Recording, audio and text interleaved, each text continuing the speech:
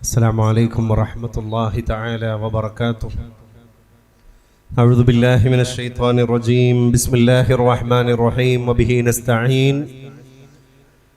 نصلي ونسلم على رسوله الأمين وعلى آله وأصحابه وأعوانه وأتباعه وأهل بيته أجمعين. إن نريد إلا الإصلاح ما استطعت وما توفيقي إلا بالله عليه توكلت وإليه أنيب. നമ്മുടെ പുനർനിർമ്മാണം പൂർത്തീകരിക്കപ്പെട്ട്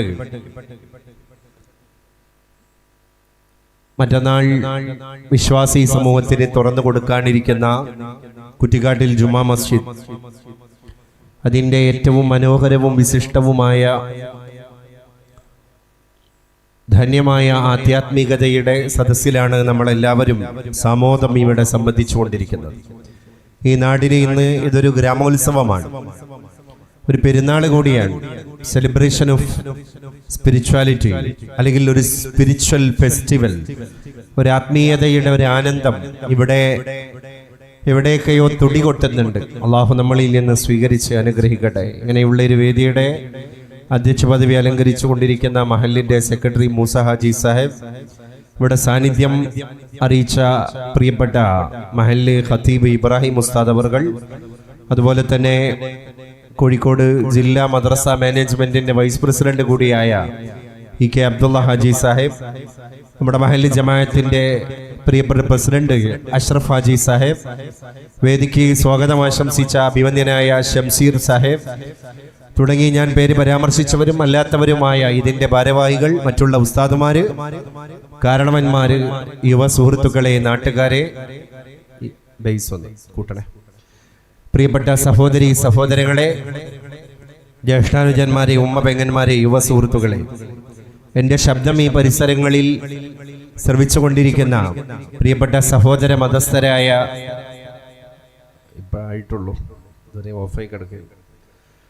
പ്രിയപ്പെട്ട സഹോദര മതസ്ഥരായ സഹൃദയ സ്നേഹിതരെ, ഇന്നലെ നമ്മുടെ സ്ത്രീകളുടെ ഒരു വിരുന്ന് തന്നെ നമ്മുടെ മസ്ജിദ് സന്ദർശിക്കാൻ വേണ്ടി ഒരു കുടുംബ സന്ദർശനം ഇവിടെ യാഥാർത്ഥ്യമാവുകയുണ്ടായി.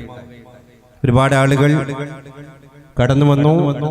പ്രിയപ്പെട്ട സയ്യിദ സജ്ന ബീവി, അബ്ബാസ് അലി ശിഹാബ് തങ്ങളുടെ പ്രിയപ്പെട്ട സഹധർമ്മിണി, പാണക്കാട്ടെ കൊടപ്പനക്കൽ തറവാട്ടിലെ ആധ്യാത്മിക സ്ത്രീ സൗരഭ്യം, അതുപോലെ തന്നെ ആത്മീയതയുടെ സ്ത്രീ രത്നം, അഭിവന്യയായ ആ മഹദിയുടെ കൈ പിടിച്ച് അവിടത്തെ മുസാഫഹ ചെയ്യാനും അവിടത്തെ ആ പരിശുദ്ധമാക്കപ്പെട്ട സ്പർശം കൊണ്ട് ധന്യത സ്വായത്തമാകാനും ഒക്കെ നമ്മുടെ നാട്ടിലെ സഹോദര മതസ്ഥർക്ക് കൂടി സാധ്യമായതും, ആ സഹോദര മതസ്ഥർ അത് വളരെ ഊറ്റത്തോടുകൂടെ പങ്കുവെക്കുകയുമുണ്ടായി. പ്രത്യേകിച്ച് ഒരു അഹ്ലു ബൈത്ത് കുടുംബത്തിൽപ്പെട്ട ഒരു വനിത, അതും പാണക്കാട്ടെ ഒരു പ്രിയപ്പെട്ട ഒരു ബീവി, ആ ബീവി ഉമ്മ ഇവിടെ വന്ന് നമുക്ക് നിർദ്ദേശങ്ങളും അതുപോലെ തന്നെ ആത്മീയമായ സന്ദേശങ്ങളൊക്കെ നൽകുമ്പോൾ അതിൻ്റെ കൂടെ ഈ നാടിൻ്റെ ഒരു ഫെസ്റ്റിവൽ പോലെ ജോയിൻ ചെയ്ത് നമ്മുടെ പ്രിയപ്പെട്ട സഹോദര മതസ്ഥരായ അമ്മമാർക്ക് അതുപോലെ തന്നെ ചേച്ചിമാർക്ക് കൂടി ആ ഒരു സാന്നിധ്യം കൂടുതൽ പുളകം നൽകി എന്നുള്ളത് ഈ മഹല്ല് കമ്മിറ്റി, അതുപോലെ തന്നെ ഈ നാട്ടുകാര്, ഈ മസ്ജിദിന് ഒരു വിശാലതയുണ്ട് എന്ന് സമകാലിക പരിപ്രേക്ഷ്യങ്ങൾക്കിടയിൽ ബോധ്യപ്പെടുത്തിയ വളരെ പ്രസക്തിയുള്ള ഒരു സത്യം കൂടിയാണ്. ഞാൻ അതിനെ അടിവരയിട്ട് ഐക്യദാർഢ്യം അതിനോട് പ്രാപിക്കുകയും അതോടുകൂടെ തന്നെ അതിനെ അഭിനന്ദിക്കുവാൻ താല്പര്യപ്പെടുകയും ചെയ്യുകയാണ്. നമ്മൾ അങ്ങനെയൊക്കെ ജീവിച്ച് വളർന്നൊരു പരിസരം ഇവിടെയുണ്ട്. നമ്മൾ അങ്ങനെ ആയിരുന്നല്ലോ. ഇന്നും നമ്മൾ അതിനു വേണ്ടി നല്ല ദിശാബോധത്തോടു കൂടെ കാര്യങ്ങൾ ചെയ്യുന്ന ആളുകളാണ്. പണ്ടൊരു കവി ചോദിച്ച ഒരു ചോദ്യം വളരെ പ്രസക്തമാണ്. നിങ്ങളറിയുമോ നിങ്ങൾ എങ്ങനെയാണ് നിങ്ങളായത് എന്ന്? നമ്മളായതിൻ്റെ പിറകില് ഒരു മനോഹരമായ ചരിത്രമുണ്ട്. അതെങ്ങനെയാണ്?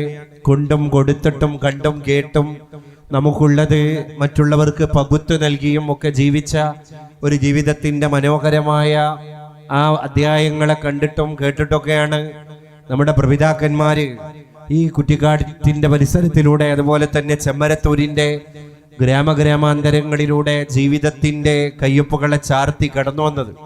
അത് നമുക്കുണ്ട്. ആ പാരമ്പര്യത്തെയാണ് ഈ മസ്ജിദ് വളരെ പ്രൗഢമായി കാത്തു സൂക്ഷിക്കുന്നത്.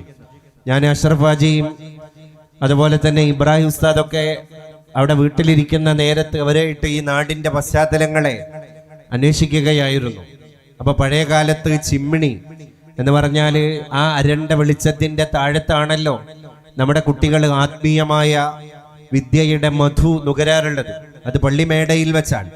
അതുകൊണ്ട് പള്ളിമേടയിൽ കത്തിക്കപ്പെടുന്ന പെട്രോൾ മാക്സ് പോലെയുള്ള പഴയ കാലത്തെ വൈദ്യുത സംവിധാനങ്ങൾ കണ്ടെത്തുന്നതിൻ്റെ മുൻപ് നമുക്ക് ദർസ് നടക്കണം. നമ്മുടെ പള്ളിയിലെ ആരാധനാകർമ്മങ്ങൾ വളരെ സജീവമായിട്ട് നടക്കണം. അപ്പൊ സന്ധ്യാനേരമാകുമ്പോൾ അവരുടെ ഒരു വഴിപാട് പോലെ, അല്ലെങ്കിൽ ഒരു പ്രതിജ്ഞ പോലെ, ഒരു നേർച്ച പോലെ പ്രിയപ്പെട്ട സഹോദര മതസ്ഥര് ഉപചാരപൂർവം ഭക്തിയാദര പുരസ്സരം ഈ പള്ളിയുടെ പരിസരങ്ങളിൽ പാനൂസ് കത്തിക്കാൻ ആവശ്യമായ എണ്ണ കൊണ്ടുപോയി വെക്കും എന്നുള്ള ആ ഒരു ഓരം ചേർന്ന് നിൽക്കലിന്റെ ആ ഒരു പ്രാചീനമായ പാരമ്പര്യത്തിന്റെ വളരെ നമുക്കൊക്കെ ഹൃദ്യത നൽകുന്ന ഒരു പുളകച്ചാർത്തണിക്കുന്ന ഈ കഥ കേട്ടപ്പോ എനിക്ക് അക്ഷരാർത്ഥത്തിൽ ഒരു ഗോസ് ബംബിങ്, ഒരു കൊരിത്തരിപ്പും ശരിക്ക് രോമൊക്കെ അങ്ങനെ എണീച്ചു നിൽക്കുന്ന ഒരു ആവേശത്തിരയടി. പണ്ട് ചെങ്ങമ്പുഴ പറഞ്ഞ പോലെ എൻ ഹൃത്തിലെന്തൂഷ്മള ചാരിതാർത്ഥ്യം, ഒരു ഊഷ്മളമായ ചാരിതാർത്ഥ്യം നമ്മുടെ ഹൃദയത്തിലേക്ക് ഇങ്ങനെ തഴുകിത്തലോടി കടന്നു വന്ന ഒരു പ്രതീതി. അത് നമ്മളെ ഇന്നലകളാണ്. ഞാൻ അതുകൊണ്ടാണ് ആ കവിതയെ ഇവിടെ അടിവരയിട്ട് ചോദിച്ചത്. പണ്ട് കവി ചോദിച്ച ചോദ്യം, നിങ്ങൾ അറിയുമോ ഈ നിങ്ങൾ എങ്ങനെയാണ് നിങ്ങളായത് എന്ന്. അപ്പൊ നമ്മളൊക്കെ ഈ മനുഷ്യരാശിയായി മാറിയതിന്റെ പിറകില്, നമ്മളൊരു മാനവ കുലമായി രൂപാന്തരം പ്രാപിച്ചതിന്റെ പിറകില് നമ്മുടെ കൊള്ളക്കൊടുക്കലുകൾ, ഈ കൊള്ളക്കൊടുക്കൽ എന്ന് പറഞ്ഞാൽ തന്നെ സ്നേഹത്തിന്റെ കൊള്ളക്കൊടുക്കലാണ്, കരുതലിന്റെ കൊള്ളക്കൊടുക്കലാണ്, സഹകരണത്തിന്റെ പരസ്പര ഐക്യദാർഢ്യത്തിന്റെ കൊള്ളക്കൊടുക്കലുകളാണ്. അത് ഇവിടെ വളരെ നല്ല രീതിയിൽ യാഥാർത്ഥ്യമായി എന്നുള്ളത് ഈ മസ്ജിദ് വിളംബരം ചെയ്യുന്ന ഒരു സത്യം കൂടിയാണ്. അതുകൊണ്ട് അങ്ങനെയുള്ള ഒരു ചരിത്രം കൂടി പരിശുദ്ധമായ ഈ മസ്ജിദിന് പറയാനുണ്ട്. മറ്റന്നാൾ പാണക്കാട്ട് വലിയ തങ്ങൾ സയ്യിദുൽ ഉമ്മ സയ്യിദ് സ്വാദിഖ് അലി ശിഹാബ് തങ്ങൾ അസർ നമസ്കാരത്തിന് നേതൃത്വം നൽകി ഈ മനോഹരമായ മഞ്ജുളമായ ആരാധനാലയത്തെ പണി കഴിപ്പിച്ച് പൂർത്തീകരിക്കപ്പെട്ടിരിക്കുന്ന ആരാധനാലയത്തിന്റെ മിഹ്റാബിലേക്ക് ഇമാമായിട്ട് കയറി നിന്നിട്ട് നമുക്കൊരു പുതിയ ആരാധനാലയത്തിന്റെ പുതിയ സംവിധാനങ്ങളെ വാതിൽ തുറന്നിട്ട് ഉൾഘടിച്ച് ആനയിച്ച് നമ്മുടെ മുമ്പിലേക്ക് മലർക്ക കൊട്ടിത്തുറന്ന് തരുമ്പോൾ അതൊരു പുതിയ നിർവൃതിയാണ്, അതൊരു പുതിയ ആനന്ദമാണ്, അതൊരു പുതിയ ചരിത്രത്തിന്റെ തിരുപ്പിറവിയാണ്. 2 കൊല്ലാണ് ആ ഷെഡില് നമ്മളെ നാട്ടുകാർ മുഴുവൻ ജുമാ ജമാഅത്തിൽ പങ്കെടുത്തത്.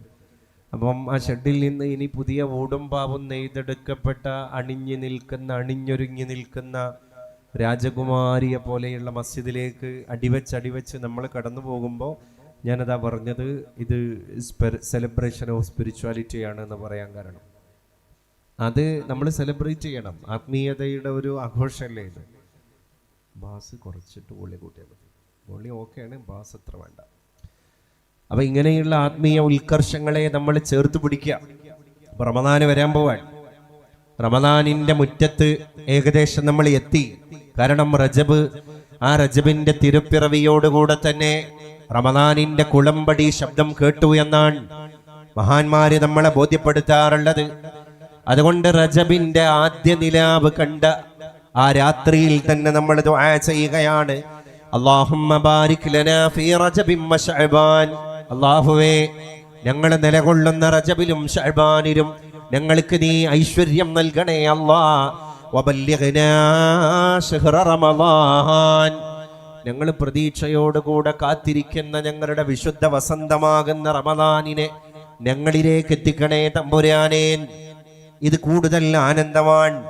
ഇനി റമദാനിന്റെ കുളമ്പടി ശബ്ദങ്ങൾ നമ്മൾ കേട്ട് തുടങ്ങിയ സ്ഥിതിക്ക് ഒരു മൊഞ്ചായ ആരാധനാലയത്തെ, ഒരു പൂർണ്ണമായി ഫുൾ ഫ്ലഡ്ജഡ് ആയിരിക്കുന്ന ഒരു മസ്ജിദിന്റെ അകത്തട്ടിലേക്ക് നമ്മൾ കയറിയിരിക്കുമ്പോൾ നമുക്ക് അത് ഇരട്ടി മധുരമാണ്. കാരണം എന്താണ്? ഞങ്ങളല്ലാതെ തന്നെ മനസ്സുകൊണ്ട്, കർമ്മം കൊണ്ട്, ശരീരം കൊണ്ട് റമദാൻ എന്ന അതിഥിയെ വരവേൽക്കാനിരിക്കുന്നതിൻ്റെ ഇടയിൽ അള്ളാഹുവേ, ഈ ഭൂമി ലോകത്ത് നീ ഏറ്റവും കൂടുതൽ ഇഷ്ടപ്പെടുന്ന ഒരു ഇടമുണ്ടെങ്കിൽ അത് മസാജിദ്, അത് പള്ളികളാണ്, അത് ആരാധനാലയങ്ങളാണ്. അങ്ങനെയുള്ള ആരാധനാലയത്തിന്റെ അകത്ത് പോയിട്ടല്ലേ നമുക്ക് ഇഅ്തികാഫിന്റെ നിയ്യത്ത് ശരിയാവുകയുള്ളൂ, അല്ലേ? നമുക്ക് ഈ പറമ്പിൽ നിസ്കരിച്ചാൽ നിസ്കാരം ശരിയാകും. നമ്മുടെ വീടിന്റെ സിറ്റ് ഔട്ടിൽ നിസ്കരിച്ചാലും ലിവിംഗ് ഹാളിൽ നിസ്കരിച്ചാലും നിസ്കാരം ശരിയാകും.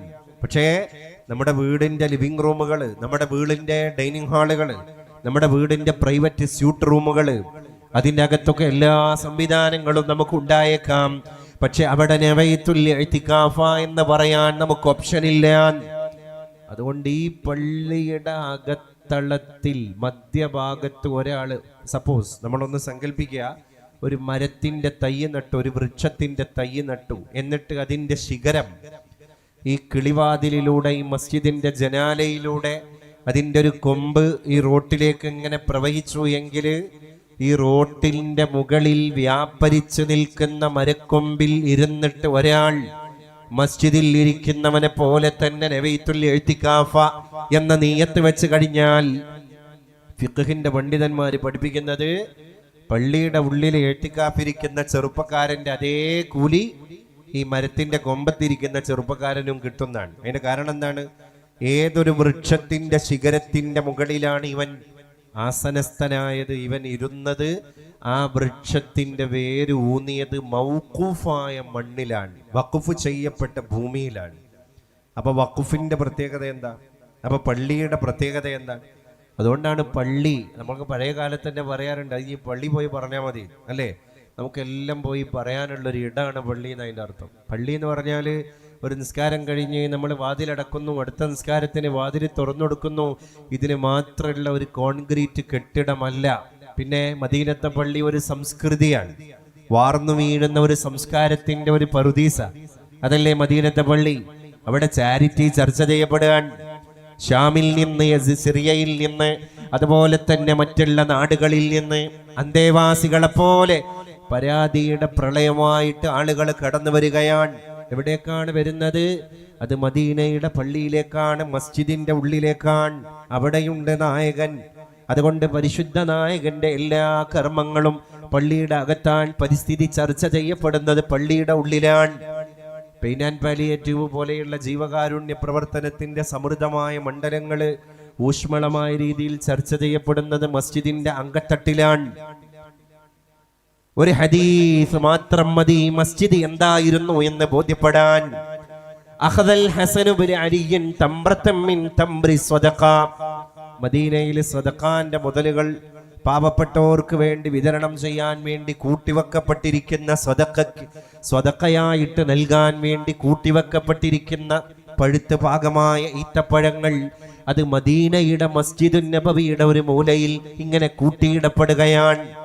അതിൽ നിന്ന് അലി റളിയല്ലാഹു അൻഹുവിന്റെ മകനായ ഫാത്തിമത്തു സഹറ ബത്തൂലിന്റെ പുത്രനായ പരിശുദ്ധ റസൂലുള്ളാഹിന്റെ പേരക്കിടാവായ ഹസൻ റളിയല്ലാഹു അൻഹു എന്ന് പറയുന്ന കൊച്ചുകുട്ടി, അന്ന് ഹസൻ ഒരു കുട്ടിയാണ്. ആ കുട്ടി വിശപ്പിന്റെ തീവ്രത കൊണ്ട് ആ മസ്ജിദിന്റെ മൂലയിലുള്ള ഈത്തപ്പഴം പാവങ്ങൾക്ക് ചാരിറ്റി കൊടുക്കാനുള്ള, പാവങ്ങൾക്ക് വേണ്ടി റിലീഫിന്റെ ഭാഗമായിട്ട് എടുത്തു വെക്കപ്പെട്ട ഈത്തപ്പഴങ്ങളാണ്. ആ ഈത്തപ്പഴം കുറച്ച് എടുത്ത് അത് ഭക്ഷിക്കാൻ ഒരുമ്പെടുമ്പോ പരിശുദ്ധ പ്രവാചക തിരുമേനി ഹസൻ റളിയല്ലാഹു അൻഹുവിനോട് പറയാൻ, ഇർമി ബിഹാ യാ ഹസൻ, എന്റെ പൊന്നു പേരകുട്ടിയായ ഹസനെ, ആ പള്ളിയുടെ മൂലയിൽ തന്നെ കൊണ്ടുപോയി അതിനെ നിക്ഷേപിക്കടാ ഹസനെ. അമാ തഅലം അലാ തഅരിഫ്, നിനക്കറിയൂലയോ മോനെ ഹസനെ, അന്നാ ലാ നഅകുലു സ്വദഖ, നമ്മൾ തങ്ങന്മാരാണ്, നമ്മുടെ സയ്യിദന്മാരാണ്, നമ്മൾ അഹ്ലു ബൈത്തിന്റെ ആളുകളാണ്. അഹ്ലു ബൈത്തിന് സ്വദഖ വാങ്ങാനും പറ്റൂല, അഹ്ലു ബൈത്തിന് സ്വദഖ തിന്നാനും പറ്റൂല. നമ്മൾ ഹദിയയാണ് സ്വീകരിക്കേണ്ടത്. അതുകൊണ്ട് മോനെ ഹസനെ, അത് സ്വദഖയുടെ മുതലാണ്, അത് പാവങ്ങൾക്ക് പാരിതോഷികമായിട്ട് കൊടുക്കാനുള്ള മുതലാണ്. അതുകൊണ്ട് അഹ്ലു ബൈത്തിന്റെ ചോരബന്ധത്തിൽപ്പെട്ടവര് സ്വദഖയുടെ മുതൽ ഭക്ഷിക്കാൻ പാടില്ല. ഈ രണ്ട് സംസ്കാരം ഈ ഹദീസിൽ നിന്ന് രണ്ട് കാര്യങ്ങൾ നമുക്ക് കിട്ടുന്നു. ഒന്നാമത്തെ എന്താണ്? അഹ്ലു ബൈത്തിന്റെ ഒരു മെമ്പർക്ക് സ്വതക്ക നമ്മൾ കൊടുക്കാനും പാടില്ല. സ്വതക്കയാണ് എന്ന് പറഞ്ഞാൽ അവർ സ്വതക്ക സ്വീകരിക്കാനും പറ്റൂല. പിന്നെ തങ്ങന്മാർക്ക് നമ്മൾ കൊടുക്കേണ്ടത് അതിലേറെ പ്രൗഢമായ ഒരു പ്രസന്റേഷനാണ്. ഇത് ഹദിയ ആണ് അവർക്ക് കൊടുക്കേണ്ടത്, അവർക്ക് സ്വതക്കയല്ല കൊടുക്കേണ്ടത്. രണ്ടാമത് ഈ ഹദീസിൽ നിന്ന് കിട്ടുന്ന എന്താണ്? അഖദൽ ഹസൻ ഇബ്നു അലിയൻ, മദീനത്തെ പള്ളിയുടെ മൂലയിൽ നിന്ന് ഹസൻ റളിയല്ലാഹു അൻഹു എടുത്തത് തംറത്തൻ മിൻ തംറി സ്വദഖ, സ്വദഖയുടെ ഈത്തപ്പഴത്തെയാണ്. അപ്പൊ സ്വദഖ കൊടുക്കാനുള്ള ഈത്തപ്പഴത്തെയാണ് ഈ കുട്ടി എടുത്തത്. അപ്പൊ അതിന്റെ അർത്ഥം എന്താ? മദീനത്തെ പള്ളിയുടെ മൂലയിൽ കൂട്ടിയിട്ടത് ഈത്തപ്പഴങ്ങളായിരുന്നു എന്ന് പറഞ്ഞാൽ ആ പള്ളി ഒരു ചാരിറ്റിയുടെ ഒരു കേന്ദ്രം കൂടിയായിരുന്നു. അപ്പൊ നാട്ടില് ആരാ പട്ടിണി കിടക്കുന്നവര്, നാട്ടിൽ ആരാ അശരണര്, നാട്ടിലാരാ അധസ്ഥിതൻ, നാട്ടിലാരാണ് അബല, ആരാണ് ചപല, ആരാണ് ആലംബം നഷ്ടപ്പെട്ടവർ, ആരാണ് ആശ്രയം നഷ്ടപ്പെട്ടവർ, ആരാണ് നാഥനില്ലാത്ത അനാഥൻ, ആരാ പട്ടിണി കിടക്കുന്നവര് അല്ലേ? പണ്ടൊക്കെ നമ്മള് ഹൈന്ദവ വീടുകളിൽ നിന്ന് ഭക്ത്യാദര പുരസരം സന്ധ്യാനേരത്തെ ഒരു മന്ത്രം ഉണ്ടായിരുന്നു. ത്വമേകം വരണ്യം ത്വമേകം ശരണ്യം ത്വമേകം ജഗത്കാരണം വിശ്വരൂപം. ആ മന്ത്രത്തിന്റെ സാരം എന്താണ്? നമ്മൾ സന്ധ്യാനേരത്ത് മസ്ജിദിൽ വെച്ച് പറയുന്ന അതേ മന്ത്രം തന്നെയാണ്. നമ്മൾ മഗ്രിബിന്റെ ശേഷം ജപിക്കുന്ന 10 പ്രാവശ്യം ജപിക്കുന്ന മന്ത്രം ഏതാണ്? ലാ ഇലാഹ ഇല്ലല്ലാഹു വഹ്ദഹു ലാ ശരീക ലഹ് വഹ്ദഹു, അവൻ ഒറ്റക്കാണ് ഈ ലോകത്തെ ഭരിക്കുന്നത്. ലാ ശരീക ലഹ്, അവന് ഭരണത്തിൽ പങ്കാളികളില്ല. ലഹുൽ മുൽക്ക്, അധികാരം അവന്റെ കയ്യിലാണ്. വലഹുൽ ഹംദ്, സ്തോത്രം അവന് വേണ്ടിയാണ്. വഹുവ അലാ കുല്ലി ഷൈഇൻ ഖദീർ, അവൻ എല്ലാത്തിനും കഴിയുന്ന പടച്ചോനാണ് എന്ന് നമ്മൾ പറയുന്നുണ്ട്. ഇതാണ് ഈശ്വര പ്രാർത്ഥനയില് നമ്മുടെ സഹോദര മതസ്ഥര് പറയുന്നത്. ഇത് മഗ്രിബിക്ക് ശേഷം 10 പ്രാവശ്യം ചൊല്ലൽ നമുക്ക് സുന്നത്താണ്. സുബഹിക്ക് ശേഷം 10 പ്രാവശ്യം ചൊല്ലലും നമുക്ക് സുന്നത്താണ്. എന്നാൽ ഞാൻ നേരത്തെ പറഞ്ഞ ഈ ഋഗ്വേദത്തിലെ മന്ത്രം ഉണ്ടല്ലോ, ഏത്?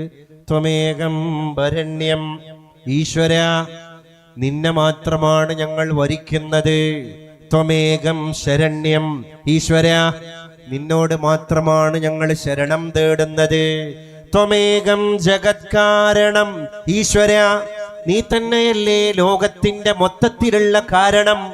ത്വമേകം വിശ്വരൂപം വഹുവ അലാ കുല്ലി ഷൈഇൻ ഖദീർ, നീ തന്നെയല്ലേ എല്ലാത്തിനും കഴിയുന്ന വിശ്വരൂപം ഇല്ലേ? അപ്പൊ ഇതും സന്ധ്യാനേരത്തും അതുപോലെ തന്നെ പ്രഭാത നേരത്തും നമ്മുടെ സഹോദര മതസ്ഥര് നടത്തുന്ന ഒരു പ്രാർത്ഥനയാണ്.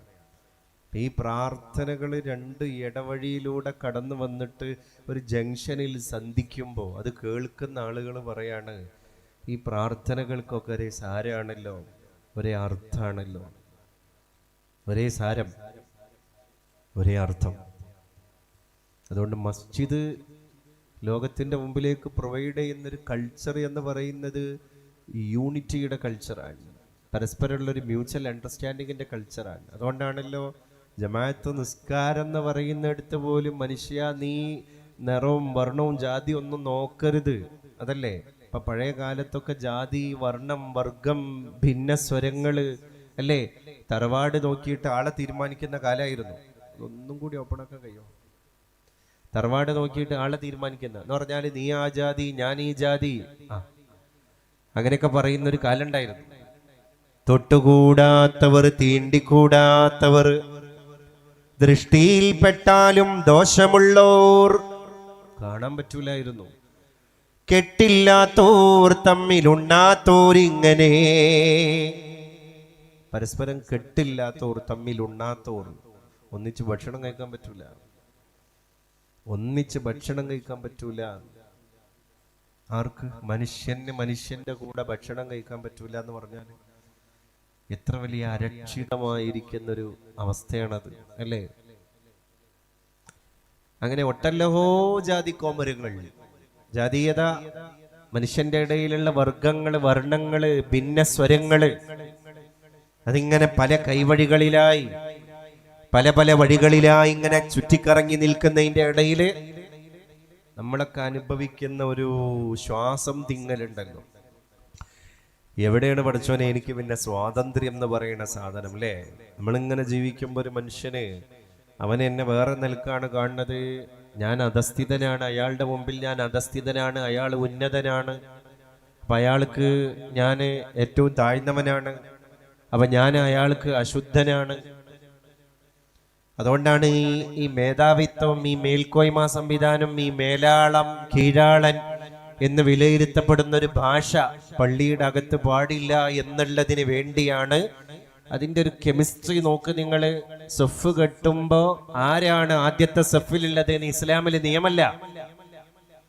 ആരാവട്ടെ, അതിൽ മുതലാളി ഉണ്ടാകാം, തൊഴിലാളി ഉണ്ടാകാം, അവർണനുണ്ടാകാം, സവർണനുണ്ടാകാം, അധസ്ഥിതനുണ്ടാകാം, പുരോഗമനവാദി ഉണ്ടാകാം, ഉദ്യോഗസ്ഥരുണ്ടാകാം, പാമരനുണ്ടാകാം, പണ്ഡിതനുണ്ടാകാം, മുതലാളിയുണ്ടാകാം, തൊഴിലാളിയുണ്ടാകാം. ഈ മുഴുവൻ ആളുകളും അവിടെ ഉണ്ടാവാൻ സാധ്യതയുണ്ട്. പക്ഷേ സവ്വൂ സുഫൂഫക്കും, മിഹ്റാബിലേക്ക് കയറി നിൽക്കുന്ന ഇമാം സാഹിബ് തക്ബീർ കെട്ടുന്നതിന്റെ മുമ്പ് രണ്ട് സഫിന്റെ രണ്ട് ഭാഗത്തേക്കും ഇങ്ങനെ നോക്കുകയാണ്. എന്നിട്ട് പറയാണ് സവ്വൂ സുഫൂഫക്കും, എന്റെ പിന്നിലാണോ നിങ്ങൾ മഅ്മൂമിങ്ങളായിട്ട് അണിനിരക്കുന്നത്? എന്നാൽ നിങ്ങളുടെ മടമ്പുകൾ തമ്മിൽ ചേരണം, നിങ്ങളുടെ ഷോൾഡറുകൾ തമ്മിൽ കൂട്ടി ഉരസണം. സവ്വൂ സുഫൂഫക്കും, നിങ്ങൾ നിൽക്കുന്ന ലൈനപ്പ് ഉണ്ടല്ലോ, വരി, അത് ശരിയാകണം. വസദ്ദുൽ ഖലൽ, നിങ്ങളുടെ ഈ കൈകാലുകൾക്കിടയിൽ, നിങ്ങൾക്കിടയിൽ, നിങ്ങൾ ഈ നിൽക്കുന്ന വ്യക്തികൾക്കിടയിൽ എന്തെങ്കിലും വിടവുകൾ ഉണ്ടെങ്കിൽ, സ്പേസ് ഉണ്ടെങ്കിൽ ആ സ്പേസിനെ നിങ്ങൾ നികത്തണം. എന്നിട്ട് പറയുന്നതോ ഫഇന്ന തസ്വിയത സുഫൂഫി മിൻ തമാമിസ് സ്വലാ, നിങ്ങൾ ഈ സഫുകൾ ഇങ്ങനെ ശരിയാക്കി നിൽക്കുക എന്ന് പറഞ്ഞാൽ അതാണ് ജമാഅത്ത് നിസ്കാരത്തിന്റെ പൂർണ്ണത. അപ്പൊ ജമാഅത്ത് നിസ്കാരം തന്നെ നമുക്ക് കിട്ടണമെങ്കിൽ തസ്വിയത്തു സുഫൂഫ്, സഫുകൾ ശരിക്ക് മടമ്പോട് ചേരണം, തോളോട് ചേരണം. അതിന്റെ അർത്ഥം എന്താ? നിങ്ങളൊക്കെ ഒരു ഉപ്പയുടെ ഉമ്മയുടെ മക്കളാണ്. ഞാൻ ആ ആചാരമോന്, ഞാൻ ഈ ആചാരമോന്, അതല്ല. ഒറ്റ ഉപ്പാന്റെ ഉമ്മാന്റെ മക്കളെ. അങ്ങനെയാണ് നിങ്ങൾ സഫ് കെട്ടേണ്ടത്. ഒരച്ഛനമ്മക്കു പിറന്ന മക്കൾ, ഓർത്താൽ ഒരൊറ്റ തറവാട്ടു കാർന്നാം, നാഥന്റെ മുറ്റത്തു വിളഞ്ഞിടുന്ന നന്മുന്തിരിക്കൊത്ത മനുഷ്യവർഗം.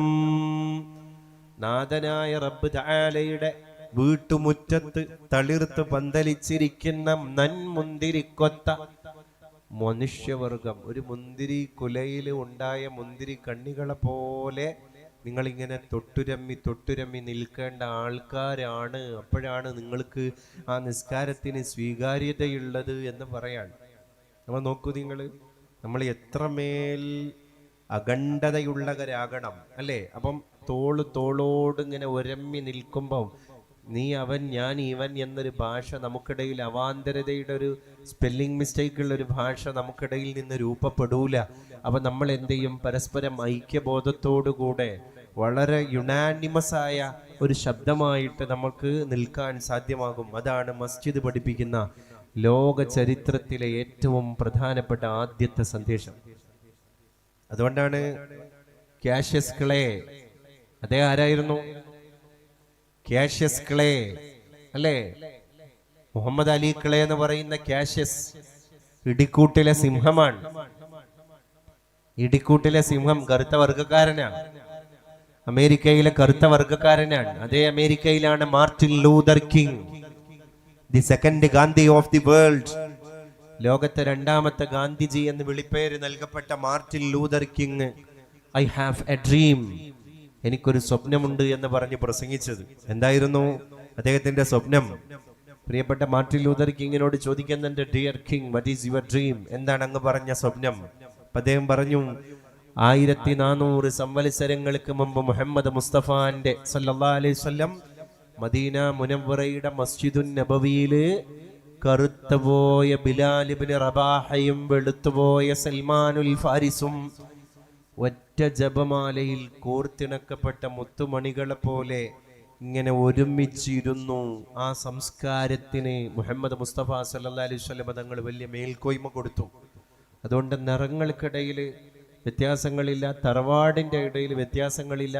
നിങ്ങളൊക്കെ ഓരോരുത്തരും ഓരോ വീട്ടിൽ ജനിച്ചു, അത്രയേ ഉള്ളൂ. എല്ലാവരും കൈ കൊടുക്കണം, എല്ലാവരും ഹഗ് ചെയ്യണം. എന്നിട്ട് അറബികൾ ഇങ്ങനെ ഒരു പാരമ്പര്യം ആ പരിശുദ്ധ ടീച്ചറിൽ നിന്ന്, ഗുരുവിൽ നിന്ന് പഠിക്കുകയാണ്. കറുത്തോനും വെളുത്തോനും തമ്മിൽ ആലിംഗനത്തിൽ ഏർപ്പെടാൻ. ഇത് സായിപ്പ് നോക്കി നിൽക്കുകയാണ്. കാരണം അമേരിക്കയിൽ എരിവരി കൊള്ളുന്ന വർണ്ണവർഗബോധങ്ങള് ഭയങ്കരമായിട്ടുണ്ട്. ഇതേ കാഷ്യസ് ക്ലേ എന്ന് പറയുന്ന ലോക ബോക്സിംഗ് ചാമ്പ്യൻ താരം, അദ്ദേഹം കോടീശ്വരനാ. അദ്ദേഹത്തിന് തന്നെ വർണ്ണവെറി നേരിടേണ്ടി വന്നിട്ടുണ്ട്. കയ്യിൽ പോക്കറ്റില് ഡോളറുകളുണ്ട്. ഒരു ഹോട്ടലിലേക്ക് കയറാൻ നിൽക്കുമ്പം ആ ഹോട്ടലിന്റെ മാനേജർ ബോർഡ് കാണിച്ചു കൊടുക്കാൻ, നിങ്ങൾ മറന്നിട്ട് കയറുകയാണോ, ഈ ഹോട്ടലിൽ നിങ്ങൾക്ക് കയറാൻ പറ്റൂല. അപ്പൊ എന്റെ കോലം കണ്ടിട്ട് എന്റെ കയ്യിൽ പൈസ ഇല്ല എന്ന് വിചാരിച്ചിട്ടായിരിക്കും ഇദ്ദേഹം എന്നെ തടഞ്ഞത് എന്ന് വിചാരിച്ച് കാഷ്യസ് ക്ലേ പറഞ്ഞു അത്രേ, എന്റെ കയ്യിൽ പണമുണ്ട്, ഡോളറുകളുണ്ട്, അതുകൊണ്ട് എനിക്ക് ഹോട്ടലിൽ കയറാലോ. അപ്പോഴാണ് ബോർഡ് കാണിച്ചു കൊടുക്കുന്നത്. എന്താണ് ബോർഡിലുള്ളത്? ഇവിടെ കറുത്ത വർഗക്കാർക്ക് പ്രവേശനമില്ലാത്ത ഭോജനശാലയാണ്, അതുകൊണ്ട് നിങ്ങൾ നിയമം പാലിക്കണം എന്നാണ് അതിന്റെ ആകെ പറഞ്ഞ ആ ബോർഡിന്റെ അർത്ഥം. അപ്പൊ അദ്ദേഹം നിരാശയോടെങ്ങനെ മടങ്ങി വരികയാണ്. അമേരിക്കയുടെ കൊച്ചു ഗ്രാമങ്ങളിൽ ഹയ്യ അലൽ സ്വലാഹ്, നിസ്കാരത്തിലേക്ക് വരൂ, ഹയ്യ അലൽ ഫലാഹ്, വിജയത്തിലേക്ക് വരൂ എന്ന് മിനാരങ്ങളിൽ നിന്ന് അറബി ഭാഷയിലുള്ള പ്രാർത്ഥനയിലേക്കുള്ള വിളിയാളം പോലെ, വിളംബരം പോലെ മസ്ജിദിലെ അദാൻ, ആ അദാന് വിളിക്കുന്ന മനുഷ്യനാണല്ലോ മുഅദ്ദിൻ. ലോക ചരിത്രത്തിൽ പേരുകേട്ട മുഅദ്ദിനാണ് ബിലാൽ ഇബ്നു റബാഹ. ബിലാലിന്റെ പിൻഗാമികൾ അമേരിക്കയുടെ കുഗ്രാമത്തിലെ മസ്ജിദിൽ വെച്ചിട്ട് ഹയ്യ അലൽ സ്വലാഹ്, നിസ്കാരത്തിലേക്ക് വരൂ, ഹയ്യ അലൽ ഫലാഹ്, വിജയത്തിലേക്ക് വരൂ. അദ്ദേഹം ഇങ്ങനെ നിസ്കാരം നടന്നുകൊണ്ടിരിക്കുന്ന ദേവാലയത്തിന്റെ തുറന്നിട്ട കിളിവാതിലിലൂടെ അകത്തു നോക്കുമ്പോ ഇമാം സാഹിബ് പിന്നെ കുറച്ചു കഴിഞ്ഞപ്പോ മുഅദ്ദിന് വന്നിട്ട് ഇഖാമത്ത് കൊടുക്കുകയാണ്. ഖദ് ഖാമത്തിസ് സ്വലാഹ്. ഇഖാമത്ത് ഇങ്ങോട്ട് കേട്ടപ്പോ പള്ളിയുടെ ഒരു സൈഡിൽ ഇരുന്നിട്ട് തസ്ബീഹ് മാലയിൽ മന്ത്രം ജപിച്ച വിശ്വാസി, മറ്റൊരു സൈഡിൽ ഇരുന്നിട്ട് വേദഗ്രന്ഥം പാരായണം ചെയ്ത വിശ്വാസി, മറ്റൊരു സൈഡിൽ ഇരുന്നിട്ട് എഴുത്തികാഫിന്റെ നിയത്ത് വെച്ചിട്ട് പ്രാർത്ഥന നിർവഹിച്ചു കൊണ്ടിരിക്കുന്ന വിശ്വാസി, മറ്റൊരു സൈഡിൽ ഇരുന്നിട്ട് അള്ളാഹുവിന്റെ മാർഗത്തിൽ ദിക്ർ ചൊല്ലുന്ന വിശ്വാസി, ഇവരെല്ലാവരും ഖദ് ഖാമത്തിസ് സ്വലാഹ് എന്ന് മുഅദ്ദിൻ സാഹിബ് നിസ്കാരത്തിന് നിർവഹിക്കാനുള്ള സമയമായിരിക്കുകയാണ്. അതുകൊണ്ട് വിശ്വാസികളെ, നിങ്ങൾ നിസ്കാര നിർവഹണത്തിന് വേണ്ടി തോളോട് തോളുരമ്മി ഒരു ജപമാലയിൽ കോർത്തിണയ്ക്കപ്പെട്ട മുത്തുമണികളെ പോലെ സ്വഫ് കെട്ടുക എന്ന ഖദ് ഖാമത്തിസ് സ്വലാഹ് എന്ന മുഅദ്ദിനിന്റെ ഇഖാമത്തിന്റെ ശബ്ദം കേട്ടപ്പോ എല്ലാവരും അവരവർ ചെയ്തുകൊണ്ടിരുന്ന പണി നിർത്തിവെച്ചിട്ട് സ്വഫിലേക്ക് ഒഴുകുകയാണ്. ഒന്നാമത്തെ സ്വഫ് നിറയുന്നു, രണ്ടാമത്തെ സ്വഫ് ഇങ്ങനെ കെട്ടി കെട്ടി കെട്ടി ഇങ്ങനെ അസംബ്ലി ചെയ്ത് പടുത്തു പോണ മാതിരി. എന്തൊരു വൃത്തി, എന്തൊരു വെടിപ്പ്, എന്തൊരു ഓർഡർ അല്ലേ. അപ്പൊ ഇമാം സാഹിബ് മിഹ്റാബിൽ നിന്ന് വീണ്ടും പറയാണ്, സുഫൂഫക്കും, ഈ വരി നിരയായിട്ട് നിൽക്കുന്ന നിങ്ങളുണ്ടല്ലോ, നിങ്ങളുടെ സഫിന്റെ ഇടയിലുള്ള വിടവ് നികത്തിയിട്ട് തന്നെ വരി നിരയായി നിൽക്കൂ. ഫഇന്ന തസ്ഫിയത സുഫൂഫി മിൻ തമാമിസ് സ്വലാഹ്. നമ്മളെ ജമാഅത്ത് നിസ്കാരത്തിന്റെ പൂരണം എവിടെയാണ് സംഭവിക്കുക? നിങ്ങൾ മനോഹരമായി സഫ് കെട്ടുന്നിടത്താണ്. അപ്പൊ അദ്ദേഹം ഇങ്ങനെ നോക്കുകയാണ് പുറത്തെ കിളിവാതിലിൽ നിന്ന്. ഒരു സഹോദര മതസ്ഥൻ അല്ലേ, എന്താണ് ഈ കാണുന്നത്? കറുത്തോൻ വെളുത്തോൻ, ഈ ഗ്രാമത്തിലെ വലിയ വലിയ മില്യണർ, ഈ ഗ്രാമത്തിലെ വളരെ പോവർട്ടി കണ്ടീഷനിൽ ജീവിക്കുന്ന ദരിദ്ര നാരായണൻ, എല്ലാവരും ഉണ്ടല്ലോ. ആരെങ്കിലും എടാ എൻ്റെ അടുത്ത് നിൽക്കേണ്ടത് നീയല്ല വേറെ ആളാണെന്ന് പറയണ്ടോ? അവിടെയെങ്കിലും ആർഗ്യുമെന്റ് നടക്കുന്നുണ്ടോ? അവർക്കിടയിൽ ഉച്ചനീചത്വങ്ങൾ നടക്കുന്നുണ്ടോ? അരുതായ്മകൾ നടക്കുന്നുണ്ടോ? എന്നിട്ട് ഇമാം സാഹിബ് പറയാ, സൗദിയിലെ ഗൾഫിലൊക്കെ കാണാൻ നമുക്ക് അല്ലേ, ഹറമിൽ കാണാം. എന്ത് അസ്സലാമു അലൈക്കും വറഹ്മത്തുള്ളാഹ് എന്ന് പറഞ്ഞ് സലാം വീട്ടി, രണ്ട് സലാമും വീട്ടിയാല് വലത്തിരിക്കുന്നവനൊരു ഷെയ്ക്ക് ഹാൻഡ്, ഇടത്തിരിക്കുന്നവനൊരു ഷെയ്ക്ക് ഹാൻഡ്. ഈ വന്നിരിക്കുന്നവരൊക്കെ വിവിധ രാജ്യങ്ങളിൽ നിന്ന് ഉംറക്ക് വന്ന വിശ്വാസികളാ. അതുകൊണ്ട് ആദ്യം കൈ കൊടുത്തത് തുർക്കിക്കാരനാവാം, ഇപ്പുറത്തെ കൈ കൊടുത്തത് ചൈനക്കാരനാവാം, റഷ്യക്കാരനാവാം. ആര് എന്നത് എന്റെ മേറ്ററല്ല. അപ്പുറത്തും ഇപ്പുറത്തൊക്കെ ഇരിക്കുന്നത് ആരാണ്? ഒരച്ഛനമ്മക്കു പിറന്ന മക്കൾ, ഓർത്താൽ ഒരൊറ്റ തറവാട്ടുകാർ നാം. നാഥന്റെ മുറ്റത്തു വിളഞ്ഞിടുന്ന നന്മുന്തിരിക്കൊത്ത മനുഷ്യവർഗം. ഖത്തറിലെ ഫിഫ വേൾഡ് കപ്പ് നടന്നില്ലേ? ആ ഫിഫ വേൾഡ് കപ്പ് നടന്നപ്പോൾ അൽബൈത്ത് സ്റ്റേഡിയത്തിൽ ഇതിന്റെ കിക്ക് ഓഫ്, ആദ്യത്തെ പന്ത് തട്ടൽ മത്സരത്തിന്റെ തൊട്ട് മുൻപ് അവിടെ ഗാനിം അൽ മിഫ്താഹ് എന്ന് പറയുന്ന ഒരു പ്രത്യേക സിൻഡ്രോം ബാധിച്ച് അരക്ക് താഴെ പൂർണ്ണമായിട്ട് തളരുകയും അരക്ക് താഴെ ശരീരം തന്നെ ഇല്ലാത്ത ഇന്നത്തെ ഏറ്റവും വലിയൊരു ഓണ്ടർപ്രണറാണ് ഗാനിം അൽ മിഫ്താഹ്. അദ്ദേഹം ഒരുപാട് ബിസിനസ്സൊക്കെ നടത്തുന്നുണ്ട്. വളരെ ഡിഫറൻ്റ്ലി ഏബിൾഡായ ഇന്ന് ഇന്ത്യ ലോകത്തെ തന്നെ ഭിന്നശേഷിക്കാരുടെ ലീഡർ എന്നൊക്കെ വിശേഷിപ്പിക്കാൻ പറ്റുന്ന നല്ലൊരു ഇൻഫ്ലുവൻസറാണ്, നല്ലൊരു സോഷ്യൽ മീഡിയ ഇൻഫ്ലുവൻസർ കൂടിയാണ് ഗാനിം അൽ മിഫ്താഹ്. ഗാനിം അൽ മിഫ്താഹിനെയാണ് ഖത്തറിലെ അമീർ ഇതിൻ്റെ ഉദ്ഘാടന പരിപാടിക്ക് ക്ഷണിക്കുന്നത്. ഏറ്റവും ഉയരം കുറഞ്ഞ അരക്ക് താഴെ ശരീരം തന്നെ ഇല്ലാത്ത ഒരു ഭിന്നശേഷിക്കാരൻ. ഗാനിം അൽ മിഫ്താഹിന് കൈ കൊടുക്കാൻ വേണ്ടി ക്ഷണിക്കുന്നത് അമേരിക്കക്കാരനായ ചലച്ചിത്ര നടൻ മോർഗൻ ഫ്രീമാൻ എന്ന് പറയുന്ന 7 അടിയോളം ഉയരം വരുന്ന കറുത്ത വർഗക്കാരുടെ നേതാവായ ഒരു മനുഷ്യനെയാണ്. ഗാനിം അൽ മിഫ്താഹ് ഏറ്റവും ഉയരം കുറഞ്ഞൊരു മനുഷ്യൻ. രണ്ട് മതക്കാര് അല്ലേ? ഈ മോർഗൻ ഫ്രീമാനും ഞാൻ നേരത്തെ പറഞ്ഞ കാഷ്യസ് ക്ലേ നേരിട്ട് അതേ വളരെ നിഗൂഢവും അന്ധകാര നിബിഡവുമായ ഒരു പാശ്ചാത്തല ചരിത്രമുണ്ട്. എന്തായിരുന്നു ആ പശ്ചാത്തലം? തൊലി കറുത്തുപോയി എന്നതിൻ്റെ പേരിൽ മാത്രം അമേരിക്കയുടെ തെരുവീതികളിൽ അവഗണന നേരിടുകയും പിൽക്കാലത്ത് വലിയൊരു മില്യണർ ആവുകയും ചെയ്ത മനുഷ്യനാണ് മോർഗൻ ഫ്രീമാൻ. ഈ രണ്ടാളും ഖത്തറിലെ അൽബൈത്ത് സ്റ്റേഡിയത്തിന്റെ പച്ചപ്പുൽ തകിടിലേക്ക് ഇങ്ങനെ കടന്നു വരുമ്പോൾ ഗാനിം അൽ മിഫ്താഹ് മോർഗൻ ഫ്രീമാന് കൈ കൊടുത്തിട്ട് ഒരു ഖുർആനിന്റെ മനോഹരമായ സൂക്തം ഒഴിയുന്നുണ്ട്. ഏതായിരുന്നു അത്? ഞാനിപ്പോൾ ചൊല്ലിയ ഉള്ളൂർ പരമേശ്വർ അയ്യരുടെ ഈ കവിതയുടെ നേരെ അർത്ഥം സ്ഫുരിക്കുന്ന ഖുർആനിക വാക്കാണത്. ഏതാണത്? യാ അയ്യുഹന്നാസ്, ഓ മാൻകൈൻഡ്, അല്ലയോ മനുഷ്യരെ, ഇന്നാ ഖലഖനാകും മിൻ ദക്കരിൻ വഉൻസാ وجعلناكم شعوبا وقبائل لتعارفوا. Almighty God, Allah created you from a single pair of male and female. നിങ്ങൾ ഒരു മെയിലിൽ നിന്നും ഒരു ഫീമെയിലിൽ നിന്നും ഉണ്ടായ ആൾക്കാരാണ്. നിങ്ങൾ ഒരു അച്ഛനമ്മയ്ക്ക് പിറന്ന മക്കളാണ്. ഒരച്ഛൻ്റെ അമ്മയുടെയും ഒരു ഉപ്പയുടെയും ഉമ്മയുടെയും സന്തതികളാണ് നിങ്ങൾ. പിന്നെ ഞാൻ നിങ്ങളെ വ്യത്യസ്ത ഗോത്രങ്ങളും വ്യത്യസ്ത കുലങ്ങളും വ്യത്യസ്ത വർഗങ്ങളും വ്യത്യസ്ത തറവാടുകളും വ്യത്യസ്ത വർണ്ണങ്ങളും വ്യത്യസ്ത മേൽവിലാസക്കാരും ഒക്കെ ആക്കി മാറ്റിയത് ലിതആറഫൂ, നിങ്ങൾ പരസ്പരം തിരിച്ചറിയാൻ വേണ്ടി മാത്രമാണ്. നിങ്ങൾ തിരിച്ചറിയാൻ വേണ്ടിയാണ്. നിങ്ങൾക്കിടയിൽ ഇങ്ങനെ യുദ്ധവും സംഘർഷങ്ങളും സംഘട്ടനങ്ങളും ഒക്കെ ഞങ്ങൾ ഈ ജാതി നിങ്ങൾ ആ ജാതി എന്ന് പറഞ്ഞാണ്ട് കൊടികുത്തി വാഴാൻ വേണ്ടിയല്ല, നിങ്ങൾ തിരിച്ചറിയാൻ വേണ്ടി മാത്രമാണ്. നിങ്ങൾക്ക് ഉൽപ്പം, നിങ്ങൾക്ക് വീട്ടുപേര് തന്നത്, നിങ്ങൾക്ക് മേൽവിലാസം തന്നത്, നിങ്ങൾ ആ കുടുംബം ഈ കുടുംബമൊക്കെ ആക്കി മാറ്റിയത് എന്തിനറിയോ? നിങ്ങൾക്കിടയിൽ ഒരു ഐഡന്റിറ്റി വേണ്ടേ? അത് ഹൈഡ് ചെയ്യപ്പെടാൻ പാടില്ലല്ലോ എന്ന് വിചാരിച്ചിട്ട് മാത്രമാണ്. അത് നിങ്ങൾ കൊലക്കത്തി എടുക്കാൻ വേണ്ടിയല്ല. അതുകൊണ്ടാണ് നമുക്കിടയിൽ ഭിന്നത പാടില്ല എന്ന് ബോധ്യപ്പെടുത്താനാണ് ജമാഅത്തിന് നമ്മൾ എന്ത് ചെയ്യണത്? പള്ളിയിൽ പോയി സൊഫ് കെട്ടുന്നത്. നോക്ക് നിങ്ങള്, ഒരാൾക്ക് ഒറ്റക്ക് നിസ്കരിക്കുമ്പോൾ കിട്ടുന്നത് ഒരു പ്രതിഫല, അതിന്റെ 27 ഇരട്ടിയാണ് ജമാഅത്തായിട്ട് നിസ്കരിക്കുമ്പോൾ കിട്ടണത്. അതിലെന്തൊക്കെയാണ്? ഒരു പറ്റം പണ്ഡിതന്മാർ അതിന് അഭിപ്രായം പറഞ്ഞത് 27 ഇരട്ടി കൂലി നാളെ പരലോകത്ത് കിട്ടുക എന്ന് മാത്രമല്ല 27 ബെനിഫിറ്റ്സ്. ഒരാൾ മുൻഫരിദായി ഒറ്റക്ക് നിസ്കരിക്കുന്നതിനേക്കാൾ 27 ലാഭം അദ്ദേഹത്തിന് ഇവിടെ നിന്ന് തന്നെ കിട്ടുന്നുണ്ട് എന്നുള്ളതാണ്. എന്താണ്? ജമാഅത്ത് നിസ്കരിക്കാൻ വേണ്ടിയിട്ട് ഒരാള് വീട്ടിൽ നിന്ന് ഇറങ്ങണല്ലോ. അപ്പൊ ജമാഅത്ത് നിസ്കരിക്കണ്ടെങ്കിൽ വീട്ടിൽ ഒറ്റക്ക് നിസ്കരിക്കുകയാണ്. അപ്പൊ ജനങ്ങളെ കാണുന്നില്ല, ആൾക്ക് സോഷ്യലാകാൻ കഴിയണില്ല.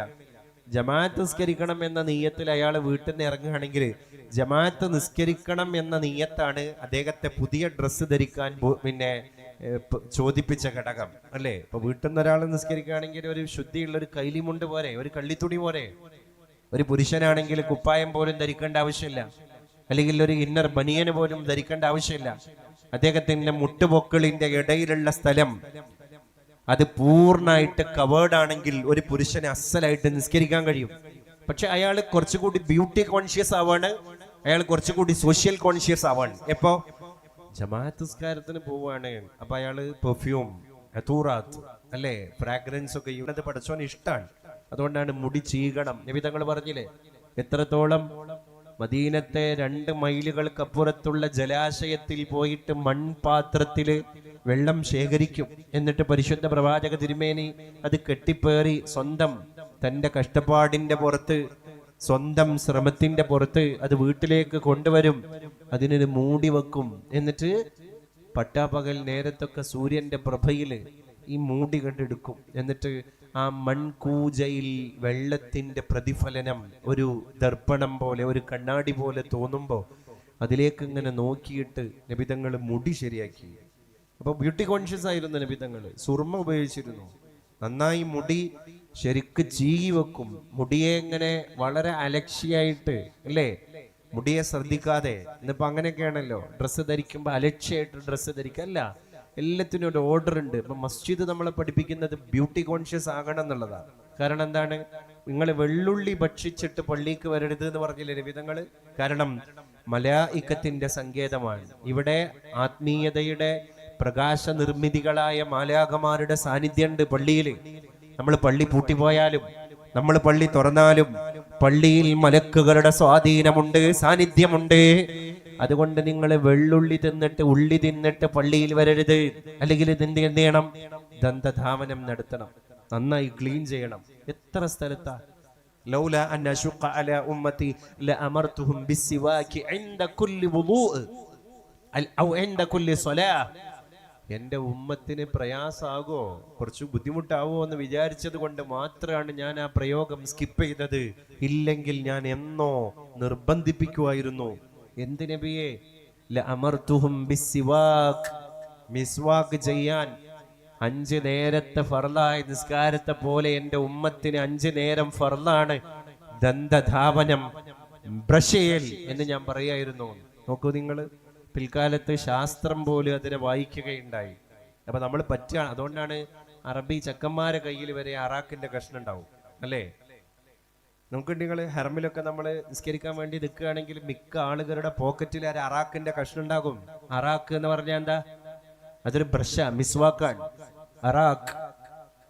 അറാക്ക് എന്ന് പറയുന്ന ചെടിക്ക് നമ്മുടെ പല്ലിന്റെ മോണകളുടെ അസുഖം മാറ്റാനുള്ള അനിഷേധ്യമായ ഒറ്റമൂലിയുടെ സിദ്ധൌഷധക്കൂട്ട് അതിന്റെ ഉള്ളിൽ രൂഢമൂലമായിട്ട് കിടക്കുന്നുണ്ട്.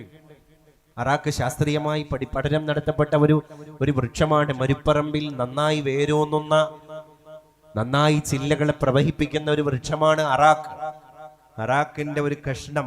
അതുകൊണ്ടാണല്ലോ മസ്ജിദുകളുടെ അറേബ്യൻ രാജ്യങ്ങളിലൊക്കെ, ഇന്ന് നമ്മുടെ നാട്ടില് നല്ല അത്തറുകൾ വിൽക്കുന്ന ബുക്ക് സ്റ്റാളുകളിലൊക്കെ അറാക്ക് കിട്ടുന്നുണ്ട്, സുലഭമായി കിട്ടുന്നുണ്ട്. അപ്പൊ നമുക്കൊക്കെ അത് പരിചയിക്കാൻ കഴിയുന്നുണ്ട്. ശൈഖുന അത്തിപ്പറ്റ ഉസ്താദ് നമ്മളെ സാധാരണ ചകിരിപ്പൊളി ഉണ്ടല്ലോ, ആ ചകിരിപ്പൊളി അങ്ങനെ ഛേദമായി വിഭജിച്ച് അതിനകത്ത് നിന്ന് നല്ല മൂർച്ചുള്ള പീച്ചാകത്തി കൊണ്ട് മിസ്വാക്ക് ഉണ്ടാക്കും. നല്ല വണ്ണം കുറഞ്ഞ മിസ്വാക്ക്. അതുകൊണ്ട് തന്നെ ഉസ്താദ് ഗ്രേസ് വാലിയിൽ കാടാമ്പുഴക്കടുത്തുള്ള മരവട്ടത്ത് ഉസ്താദ് സ്വലാത്തിന് നേതൃത്വം നൽകുന്ന ഒരു പള്ളിയുണ്ട്, ഗ്രേസ് വാലിയിലെ മസ്ജിദ്. എല്ലാ വെള്ളിയാഴ്ചയും സുബൈ ജമാഅത്ത് കഴിഞ്ഞാൽ അവിടെ അത്തിപ്പറ്റ ഉസ്താദ് ഇജാസത്ത് കൊടുത്ത സ്വലാത്ത, അത് ഉസ്താദിന്റെ വഫാത്തിന്റെ ശേഷം ഇന്നും വളരെ പ്രൗഢമായി അവർ നടത്തിക്കൊണ്ടു പോകുന്നുണ്ട്. അപ്പൊ അന്ന് ഉസ്താദിന്റെ ഹയാത്ത് കാലത്ത് ആ പരിസര നിവാസികളായ സ്ത്രീകൾ വരെ വീട്ടിലെ നല്ല ലക്ഷണമൊത്ത ചകിരി എടുത്തിട്ട് മിസ്വാക്ക്, നല്ല നീളമുള്ള മിസ്വാക്ക്, വണ്ണം കുറഞ്ഞ മിസ്വാക്ക് ഉണ്ടാക്കിയിട്ട് മക്കളെ കയ്യിൽ കൊടുത്തിട്ട് ഉസ്താദിന് കൊടുക്കണം എന്ന് പറയും. അങ്ങനെ അത്തിപ്പറ്റ ഉസ്താദിന് റസൂലുള്ളാഹിക്ക് ഇഷ്ടപ്പെട്ട സാധനങ്ങൾ കൊണ്ട് ഹദിയ കൊടുക്കും പോലെ ഉസ്താദിന് കൊണ്ടുപോയി കൊടുക്കാറുള്ളത് മിസ്വാക്കാണ്. എന്താണ്? അതൊരു മെസ്സേജ് കൺവേ ചെയ്യൽ കൂടിയാണ്. എന്ത്? ഇത് ഞാനിങ്ങനെ ചെയ്യേണ്ടത് എന്നുള്ളത് മാത്രമല്ല, ലോകരെ നമ്മൾ ബ്രഷിങ്ങിന്റെ കാര്യത്തിൽ കുറച്ചുകൂടി കോൺഷ്യസ് ആകണം. അത് ഉസ്താദ് പഠിപ്പിക്കുക. ഉസ്താദ് എങ്ങനെ പഠിപ്പിക്കേണ്ടത്? ഉസ്താദിന്റെ അഭിപ്രായത്തെ പഠിപ്പിക്കുകയാണോ? അല്ല. ഞാൻ ഈ നേരത്തെ പറഞ്ഞ ഈ ഹദീസിന്റെ വെളിച്ചത്തിലാണ് പഠിപ്പിച്ചത്. നിങ്ങൾ 5 നേരം വുളു എടുക്കണ്ടല്ലോ, ആ 5 നേരം വുളു എടുക്കുമ്പോ ആ 5 നേരവും നിങ്ങൾക്ക് മിസ്വാക്ക് നിർബന്ധമാണ് എന്ന് ഞാൻ കൽപ്പിക്കുമായിരുന്നു. പക്ഷേ ലൗലാ അൻ അശുഖ അലാ ഉമ്മത്തി, എന്റെ സമുദായത്തിന് അത് ഭാരമാകുമോ എന്ന് ഭയപ്പെട്ടത് കൊണ്ടാണ് നിർബന്ധം എന്ന വാക്ക് ഞാൻ പ്രയോഗിക്കാതിരുന്നത്. അതിന്റെ അർത്ഥം എന്താ? റസൂലുള്ളാഹിക്ക് ഭയങ്കര താല്പര്യമുണ്ട് എന്നല്ലേ? അതുകൊണ്ട് നമ്മൾ എല്ലാ വുളൂഇന്റെ സമയത്തും മിസ്വാക്ക് ചെയ്യണം. അത് നമ്മളെ മോണക്ക് നല്ലതാണ്, നമ്മുടെ പല്ലിന് നല്ലതാണ്. ഡെയിലി ഇങ്ങനെ എപ്പോഴും ദന്തധാവനം മിസ്വാക്ക് എന്ന് പറഞ്ഞാൽ കുറെ ആൾക്കാർ വിചാരിച്ചത് ഭയങ്കര എന്താ പറയാ പേസ്റ്റിന്റെ ക്വാണ്ടിറ്റി കൂട്ടിയിട്ട് ഇങ്ങനെ ഒരസലാണ് എന്നാണ്. അല്ല, മിസ്വാക്ക് ചെയ്യൽ എങ്ങനെ പല്ലിന്റെ വിടവുകൾക്കിടയിൽ ഇല്ലേ അറബികൾ ഉപയോഗിക്കല്ലേ, എത്ര മനോഹരമായിട്ട് ഇഖാമത്തൊക്കെ കൊടുക്കണ നേരത്താണ് എന്താ വായിലൂടെ പല്ലിന്റെ പരിസരത്ത് കൂടെ അറാക്കിന് ഇങ്ങനെ നടത്തുകയാണ്. ഖലാസ്, ആ സുന്നത്ത് കിട്ടി. ആ സുന്നത്ത് കിട്ടിയില്ലെങ്കിൽ ഒരു ഒരമുള്ള കഷ്ണം കൊണ്ടെങ്കിലും നിങ്ങളത് ചെയ്യണം. അതാണ് നമ്മൾ ഈ മിസ്വാക്ക്, ഇതൊക്കെ നമ്മളെ പഴയ കാലത്തെ മിസ്വാക്ക് അല്ലേ. അപ്പൊ അതിൽ ശുചിത്വമുണ്ട് എന്നുള്ളതാണ്. പിന്നെ പള്ളിയുടെ ഒരു പ്രത്യേകത നോക്ക് നിങ്ങൾ, പള്ളി മുഴുവൻ ശുചിത്വമല്ലേ പഠിപ്പിക്കുന്നത്. കാല് കഴുകാതെ പള്ളിയിൽ കയറുന്നില്ലല്ലോ. പിന്നെ പള്ളിയിൽ വെച്ച് ഒരാൾ സുജൂദ് ചെയ്യാനുള്ള പരിപാടിക്കാ പോകുന്നത്, അല്ലെങ്കിൽ എത്തിക്കാഫിരിക്കാനാണ്, അല്ലെങ്കിൽ ഖുർആൻ ഓതാനാണ്, അല്ലെങ്കിൽ ആരാധനാ കർമ്മങ്ങൾക്കാണ് അയാൾ അംഗസ്നാനം ചെയ്യാൻ. ഈ അംഗസ്നാനം എന്ന് പറഞ്ഞാൽ എന്താ? കയ്യും കാലും തേച്ച് കഴുകലാണോ? ഡിറ്റർജന്റുകൾ ഇട്ടിട്ട്, അല്ലെങ്കിൽ വിമ്മിന്റെ പൗഡറും സോപ്പൊക്കെ ഇട്ടിട്ട് ഈ ഡിറ്റർജന്റുകളൊക്കെ യൂസ് ചെയ്തിട്ട് ഭയങ്കരമായിട്ട് തേച്ച് അരച്ച് കഴുകുക അംഗസ്നാനായോ? അംഗസ്നാനം എന്ന് പറയുന്ന വാക്കിന്റെ അർത്ഥം എന്താ? വുളു എന്ന ഫർളിനെ ഞാൻ വീട്ടുന്നു എന്നോ നിസ്കാരത്തെ ഹലാലാക്കുന്നു എന്നോ നീയത്ത് വെച്ചിട്ടുള്ള അംഗസ്നാനം അല്ലേ. നോക്കൂ നിങ്ങൾ, അപ്പൊ പ്രത്യേക നീയത്തിന്റെ പുറത്തുള്ള അംഗസ്നാനം. അതുകൊണ്ടാണ് നിങ്ങൾ ആ എടുക്കുന്ന അംഗസ്നാനമാണ് നിസ്കാരത്തിന്റെ താക്കോൽ. ഓരോ സ്ഥലത്തേക്ക് പോകുമ്പോഴും ഓരോ താക്കോലുണ്ട് എന്നാണ് അല്ലെ. സ്റ്റോർ റൂമിക്ക് കയറണമെങ്കിൽ സ്റ്റോർ റൂമിന്റെ താക്കോല് വേണം, ഡൈനിങ് റൂമിക്ക് കയറണമെങ്കിൽ അതിന്റെ താക്കോല് വേണം, പ്രധാന വീടിന്റെ കവാടം തുറക്കണമെങ്കിൽ അതിന്റെ താക്കോല് വേണം, കാറിന്റെ ഡോർ ഓപ്പൺ ചെയ്യണമെങ്കിൽ അതിന്റെ കീ വേണം. എന്നാലും നിങ്ങൾ എങ്ങോട്ടാ പോണേ? പള്ളിക്ക് കയറണമെങ്കിൽ താക്കോല്, പള്ളിന്റെ താക്കോല് മതി. പക്ഷെ നിസ്കാരത്തേക്ക് ആക്സസ് വേണമെങ്കിൽ അവിടെ ഒരു മിഫ്താഹ് ഉണ്ട്. അതാണ് അൽ വുളൂഉ മിഫ്താഹുസ് സ്വലാഹ്. ഈ വുളൂ ആണ് നിസ്കാരത്തിലേക്കുള്ള താക്കോൽ എന്ന് പറയാൻ കാരണം. അപ്പൊ അംഗസ്നാനം വലിയൊരു പരിശുദ്ധി ചെയ്യപ്പെട്ട വലിയൊരു പൈതൃകം അതിനകത്തുണ്ടല്ലോ. അതുകൊണ്ടാണ് ലോക ചരിത്രത്തിൽ നമ്മുടെ ഇതൊക്കെ ഒരു കാലത്ത് സ്രാമ്പി പള്ളിയാണ്. സറാമ്പി എന്ന് പറഞ്ഞാൽ എന്താ? ഒരു കാലത്ത് തൈക്കാവ് എന്ന തെക്കൻ ജില്ലക്കാരും സ്രാമ്പ്യ എന്ന മലപ്പുറത്തുകാരും സറാമ്പി എന്ന് വടകരക്കാരും അല്ലെങ്കിൽ ഈ പരിസരത്തുകാരൊക്കെ പറയുന്ന നമ്മൾ ആ പഴയ പള്ളി ഉണ്ടല്ലോ, അല്ലെങ്കിൽ പള്ളിയായിരുന്നു പള്ളിക്കൂടം. അതുകൊണ്ടാണല്ലോ ആ ഓത്തുപള്ളിയൊക്കെ പണ്ട് ഗസലായിരുന്നു മലയാളത്തിൽ അല്ലേ. ഓത്തുപള്ളിയിലെന്നോ നമ്മളെ പോയിരുന്ന കാലം ഓർത്തു കണ്ണീർ വാർത്തു നിൽക്കാണോ നീലമേഘം. പണ്ട് മുംബൈ കേരളത്തിലേക്ക് ഗസൽ കൊണ്ടുവന്നു മുഹമ്മദ് റഫീം, അതുപോലെ തന്നെ ഗാലിബും, അതുപോലെ തന്നെ പിന്നെ ഉത്തരേന്ത്യൻ ഗായകന്മാര് നോർത്ത് ഇന്ത്യൻസ് ഒക്കെ ഉറുദു ഗസലിനെ പരിചയപ്പെടുത്തിയപ്പോ sad of separation or beauty of love, ഒന്നക്ക് വേർപാടിന്റെ ഒരു തരത്തിലുള്ള വിരഹം, അല്ലെങ്കിൽ പള്ളി എന്ന് പറഞ്ഞാൽ എന്താ? അന്ന് മൗഖൂഫ് അല്ലാത്ത ചെരുവുണ്ടായിരുന്നു. അപ്പൊ പെൺകുട്ടികളും അവിടെ തന്നെ ദർസ് പഠിച്ചതെന്നാണ്. പെൺകുട്ടികളും വാണിയമ്പല ഉസ്താദിന്റെ ദർസ് ഉണ്ടായിരുന്നു മൈത്ര പള്ളിയില്. അന്ന് വഖഫ് ചെയ്യപ്പെട്ട ചെരുവില് ആൺകുട്ടികൾ ഇരിക്കും, വഖഫ് ചെയ്യപ്പെടാത്ത ചെരുവില് പെൺകുട്ടികൾ ഇരിക്കും. പള്ളി ദർസ ഓത്തുപള്ളിയാ. ഓത്തുപള്ളി അന്ന് എല്ലാം ഓതാണ്, കിതാബ് ഓതാണല്ലോ. നമ്മളെ മുസാഫ് മാത്രല്ല കിതാബ് വരെ ഓതാണ്. ഈ ഓത എന്ന് പറയണതിൽ എന്തുണ്ട്? ഓതലും വായിക്കലും തമ്മിൽ വ്യത്യാസം ഉണ്ടല്ലോ അല്ലെ. ഓത എന്ന് പറഞ്ഞാൽ അത് ശരിക്ക് അതിൽ കേട്ട് ഇൻവോൾവ് ആകാൻ. പണ്ട് OV വിജയന്റെ ഖസാക്കിന്റെ ഇതിഹാസമൊക്കെ വായിച്ച ആളുകൾ ഉണ്ടാകും ഇവിടെ. കേരളത്തിലെ ലക്ഷണമൊത്ത നോവലല്ലേ ഖസാക്കിന്റെ ഇതിഹാസം. ഖസാക്കിന്റെ ഇതിഹാസം വായിക്കുമ്പോൾ OV വിജയൻ നമ്മളെ പാലക്കാട്ടെ തസ്രാക്ക് എന്ന് പറയുന്ന ഗ്രാമത്തിലേക്ക് ഇങ്ങനെ കൂട്ടിക്കൊണ്ടുപോകും. അവിടെയുണ്ട് OV വിജയന്റെ പെങ്ങള് രാധ, അവിടെയുണ്ട് ഏകാധ്യാപക വിദ്യാലയം നടത്തുന്നൊരു രവിമാഷ് നടത്തുന്നത് ഏകാധ്യാപക വിദ്യാലയ എന്ന് പറഞ്ഞാല് ഒറ്റ മാഷ അവിടെ ഉള്ളത് രവി. 8ാം ക്ലാസ് വരെ 1 മുതൽ എടുക്കുന്ന മാഷ ആരാണ്? രവിമാഷ. കാരണം അന്നത്തെ പരിമിതി അതാണ്. അതേപോലെ ഏകാധ്യാപക വിദ്യാലയമാകുന്ന മദ്രസ എടുക്കുന്ന ഒരു മൊല്ലാക്കിയുണ്ട് തസറാക്ക് എന്ന് പറയുന്ന OV വിജയന്റെ ഗ്രാമത്തില്. ആ മൊല്ലാക്കാന്റെ പേരാണ് മദ്രസ പഠിപ്പിക്കുന്ന ഉസ്താദ് അള്ളാപ്പിച്ച മൊല്ലാക്ക. അതുകൊണ്ട് അള്ളാപ്പിച്ച മൊല്ലാക്കിയുണ്ട്, അപ്പുറത്ത് രവിയുണ്ട്, രവിമാഷുണ്ട്, ഇപ്പുറത്ത് പെങ്ങള് രാധിയുണ്ട്. അതാണ് ഖസാക്കിന്റെ ഇതിഹാസത്തിലെ തസ്രാക്ക് എന്ന് പറയുന്ന ഗ്രാമത്തിന്റെ പ്രത്യേകത. ഞാന് ഈ മനോഹരമായ കുറ്റിക്കാട്ടിൽ ജുമാ മസ്ജിദിന്റെ പരിസരത്ത് ആ സറാമ്പിപ്പള്ളിയെ എങ്ങനെ ആലോചിക്കുമ്പോ എനിക്ക് അറിയാതെ OV വിജയന്റെ തസ്രാക്കിന്റെ ഒരു മനോഹരമായ ഒരു അവാന്തര ഗ്രാമം പോലെ ഈ ഗ്രാമത്തെ ഫീൽ ചെയ്യാണ്. ഇവിടുത്തെ ഇടവഴികളൊക്കെ നോക്ക് നിങ്ങള്, അല്ലേ? കൊച്ചു കൊച്ചു വീടുകള്, അന്ന് നമ്മളെടുത്ത കൃഷിപ്പണി. ഇപ്പൊ ഈ ആ സറാമ്പിപ്പള്ളിയുടെ തുടക്കക്കാരായ ആളുകള്, അതിന് ബീജാവാപ്പം നൽകിയ ആളുകള്, അതിന്റെ ഹൗദിന് വേണ്ടി ഉദു എടുക്കാൻ വേണ്ടി വെള്ളം കൊട്ടക്കോരി കൊണ്ട് മുക്കിക്കൊണ്ട് വന്ന ആളുകള്, അന്ന് പാനൂസ് കത്തിച്ചവര്, അന്ന് സുറൂങ്കുറ്റി കത്തിച്ചവര്, പിന്നെ പെട്രോൾ മാക്സ് കത്തിച്ചവര്, പിന്നെ റാന്തല് കത്തിച്ചവര്, പള്ളി എന്ന് പറഞ്ഞ് ജീവനായിട്ട് ഇങ്ങനെ കൊണ്ട് നടന്ന അന്നത്തെ ആളുകളെ ഇപ്പൊ നമ്മൾ ഇങ്ങനെ ഓർക്കണം. എപ്പോ? നല്ല പ്രൗഢിയുള്ള കാർപ്പറ്റ് മേഞ്ഞ, ഇന്റീരിയർ ഡിസൈനിങ് പൂർത്തിയായ, എക്സ്റ്റീരിയർ ഡിസൈനിങ് പൂർത്തിയായ, എത്ര പെട്ടെന്നാണ്! ഈ നാടിൻ്റെ ഒരു അത്ഭുതം പോലെയാണ്. 2 വർഷം എന്ന് പറഞ്ഞാൽ യുദ്ധകാലാടിസ്ഥാനത്തിൽ ഈ നാടിന് ഒരിക്കലും പെട്ടെന്ന് ഇങ്ങനെയൊന്നും പൂർത്തിയാക്കാൻ കഴിയൂല എന്ന് നമ്മൾ വിചാരിച്ചൊരു കാര്യം. അതും വളരെ പരിമിതമായ വീടുകളല്ലേ ഇവിടെ ഉള്ളൂ. എല്ലാവരും പ്രവാസി ഏറ്റെടുത്തു, ഈ നാട്ടിലുള്ളവർ ഏറ്റെടുത്തു. ബാംഗ്ലൂരിലെ ഒരു ഡോക്ടർ വരെ ഇതിൻ്റെ ഭാഗമായിട്ട് നിന്നു. ഏതോ ഒരു പ്രിയപ്പെട്ട പേര് പറയാൻ താല്പര്യമില്ലാത്ത ഒരു സഹോദരി അതിൻ്റെ കിണർ ഏറ്റെടുത്തു.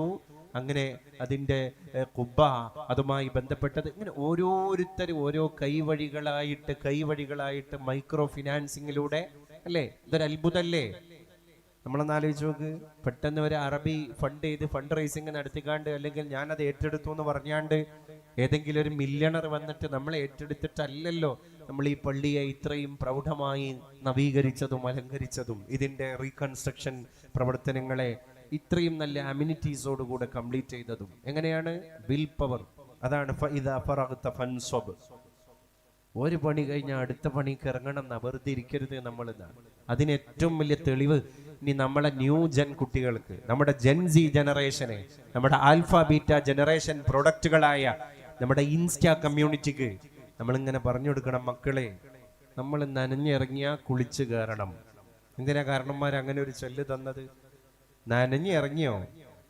ഏതായാലും നനഞ്ഞിറങ്ങിയില്ലേ, എന്നാൽ അസലായിട്ട് കുളിച്ചിട്ട് നമുക്ക് കയറാൻ പറ്റും. അതിന് തെളിവാണിത്. അതിവിടെ അവശേഷിക്കണം. ഈ ശ്രമങ്ങൾ ഇവിടെ അവശേഷിക്കണം. അതുകൊണ്ട് പണ്ടുണ്ടായിരുന്ന ആ പള്ളിയുടെ ഒരു പൗരാണികമായ ഒരു ഫോട്ടോ പാരമ്പര്യത്തോടു കൂടെ നമ്മൾ എടുത്തു വെക്കണം. അതിൻ്റെ തൊട്ടടുത്ത് തന്നെ ഈ മൊഞ്ചുള്ള പള്ളിയുടെ ഒരു ഫോട്ടോയും വെക്കണം.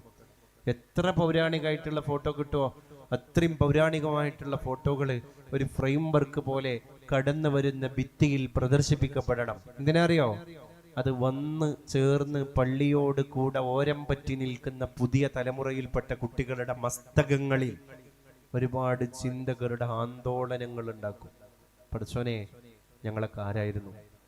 ഞങ്ങളെ കാരണന്മാരാരായിരുന്നു? ഞങ്ങൾ എങ്ങനെയാണ് ഈ സിറ്റുവേഷനിൽ ഇവിടെ എത്തിയത്? അല്ലേ?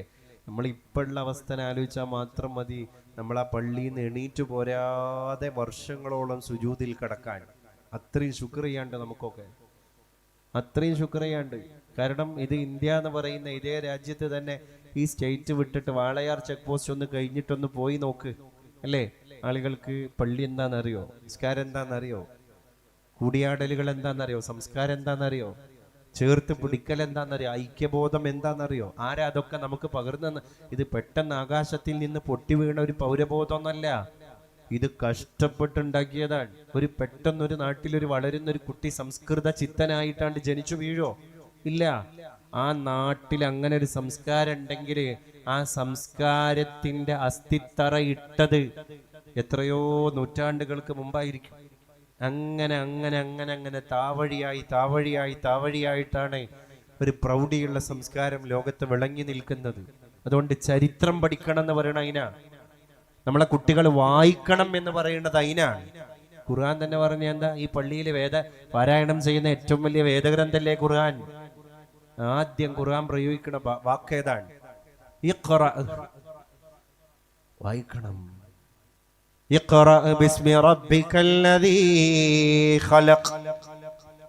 വായനയിൽ നിന്ന് കോംപ്രമൈസ് ഇല്ല, അല്ലേ? വായനയിൽ നിന്ന് ഒരിക്കലും രാജിവെക്കാൻ പാടില്ല. ഇസ്ലാമിൻ്റെ ഒരു ദൗത്യം തന്നെ അതാണ്. മനുഷ്യൻ ഇങ്ങനെ വായിച്ചുകൊണ്ടിരിക്കണം, പുതിയ പുതിയ വായനകൾ നടത്തണം, പത്രം വായിക്കണം, മാഗസിൻ വായിക്കണം, മാസിക വാരികകൾ, പ്രസിദ്ധീകരണങ്ങൾ എല്ലാം വായിക്കണം. വായിച്ചാലേ നമ്മളാവുള്ളൂ, നമ്മൾ കുട്ടികളും അങ്ങനെ തന്നെ ആവുള്ളൂ. അതുകൊണ്ടാണ് വായന. ഒരു മനുഷ്യനിപ്പോൾ ഒരു പുസ്തകം വായിക്കുന്ന മനുഷ്യന്മാർ ഈ ദുനിയാവിൽ മരിച്ചു പോണതിന് മുമ്പ് പല ജീവിതം ജീവിക്കുന്നു എന്നാണ്. വായിക്കാത്ത മനുഷ്യന്മാർ ഒറ്റ ജീവിതം, മിനൽ ഹയാ ഇലൽ മൗത്ത് അല്ലേ? അയാൾ ജനിച്ചത് മുതൽ മരണം വരെ ഖലാസ് ഒറ്റ ജീവിതം. അതേ സമയത്ത് വായിക്കണ മനുഷ്യനാണെങ്കിലോ പല ജീവിതം ജീവിക്കുക. അപ്പം ഞാൻ നേരത്തെ പറഞ്ഞ OB വിജയന്റെ ഖസാക്കിന്റെ ഇതിഹാസം വായിച്ച ആൾ ഒരാഴ്ച പിന്നെ പാലക്കാട് ദസറാക്കിലാ. MTയുടെ മഞ്ഞ് വായിച്ച ആള് ഒരാഴ്ച പിന്നെ പാലക്കാട് കൂടല്ലൂർ ഗ്രാമത്തിലാ അല്ലേ? തകഴിയുടെ ചെമ്മീനെ വായിച്ച ആള് ഒരാഴ്ച പിന്നെ ആലപ്പുഴയിലെ അമ്പലപ്പുഴ എന്ന് പറയുന്ന കടപ്പുറത്താ. എന്തേ? ഇത് വായനയുടെ പ്രൗഢിയാണ്. ആ കഥാപാത്രങ്ങള് നമ്മുടെ ഉള്ളിൽ വന്നിട്ട് ഇങ്ങനെ ജീവൻ വെക്കുക. ആ ഒരു സംസ്കാരത്തിന്റെ ആ ഒരു സന്ദേശങ്ങളുടെ കൂടെ നമ്മളിങ്ങനെ പോവാൻ. അപ്പൊ വായന മനുഷ്യനെ എത്ര മനുഷ്യന്മാർ, എത്ര മൂല്യബോധങ്ങൾ നമ്മുടെ ഉള്ളിൽ, എത്ര ജീവിതങ്ങൾ നൽകുന്നു. ഖുർആൻ പറഞ്ഞൊരു വാക്ക്, ആദ്യത്തെ വേദഗ്രന്ഥത്തിന്റെ വചനം വായിക്കണം. ഞാൻ ചോദിക്കട്ടെ, എൻ്റെ ഉമ്മമാരെ, എൻ്റെ ഉപ്പമാരെ, നമ്മളെ വീട്ടിലൊക്കെ എത്ര വായന നടക്കുന്നുണ്ട്? സിലബസ് കവർ ചെയ്ത് പോകലാണോ ജീവിതം? വേണ്ട. സിലബസ് കവർ ചെയ്യാനാണെങ്കിൽ നമ്മളെ കുട്ടികൾ ചിലപ്പോൾ സ്കൂളിൽ പോകേണ്ട ആവശ്യം തന്നെയല്ല. സൈലം എന്ന് പറയുന്ന, അതുപോലെ തന്നെ ഇഷ്ടംപോലെ ഇൻസ്റ്റിറ്റ്യൂഷൻസ് ഉണ്ട്. അവരുടെ ഒരു പിന്നെ സോഫ്റ്റ്വെയർ നമുക്കൊന്ന് വാങ്ങിക്കഴിഞ്ഞാൽ ഇഷ്ടം പോലെ അല്ലേ? ഒറ്റ ദിവസം കൊണ്ട് ഒരു കുട്ടിക്ക് ആനുവൽ എക്സാമിന് പ്രിപ്പയർ ആക്കാൻ കഴിയും. എക്സാമിൻ്റെ ടൂൾസ്, ഒരു എക്സാം ഓറിയൻറ്റഡ് സ്റ്റഡി മെറ്റീരിയൽ കിട്ടുകയാണ്, എക്സാം ഓറിയൻറ്റഡ് സ്റ്റഡി കിട്ടുകയാണ്, ഇഷ്ടംപോലെ ക്വസ്റ്റ്യൻ പാറ്റേണുകൾ നമുക്ക് കിട്ടുകയാണ്. നമ്മളത് പഠിച്ചാൽ നമുക്ക് ഇഷ്ടം പോലെ A+, A+, ഡിസ്റ്റിങ്ഷനും ഒക്കെ വാങ്ങാൻ പറ്റുകയാണ്. ഇപ്പം ഹേബൽ അൻവർ എന്ന് പറയുന്ന ഒരു കുട്ടിയില്ലേ, ഫിസിക്സിന്റെ തല തൊട്ടപ്പനല്ലേ ആ കുട്ടി. 2 വർഷം സ്കൂളിൽ പോയിട്ടുള്ളൂ. 2 കൊല്ലം, 2ാം ക്ലാസ് വരെ സ്കൂളിൽ പോയിട്ടുള്ളൂ. പിന്നെ അവൻ വീട്ടിൽ ഒരു ഇന്റർനെറ്റ് കണക്റ്റഡ് ആയ ലാപ്ടോപ്പിന്റെ മുമ്പിൽ ഇരുന്നതാണ്.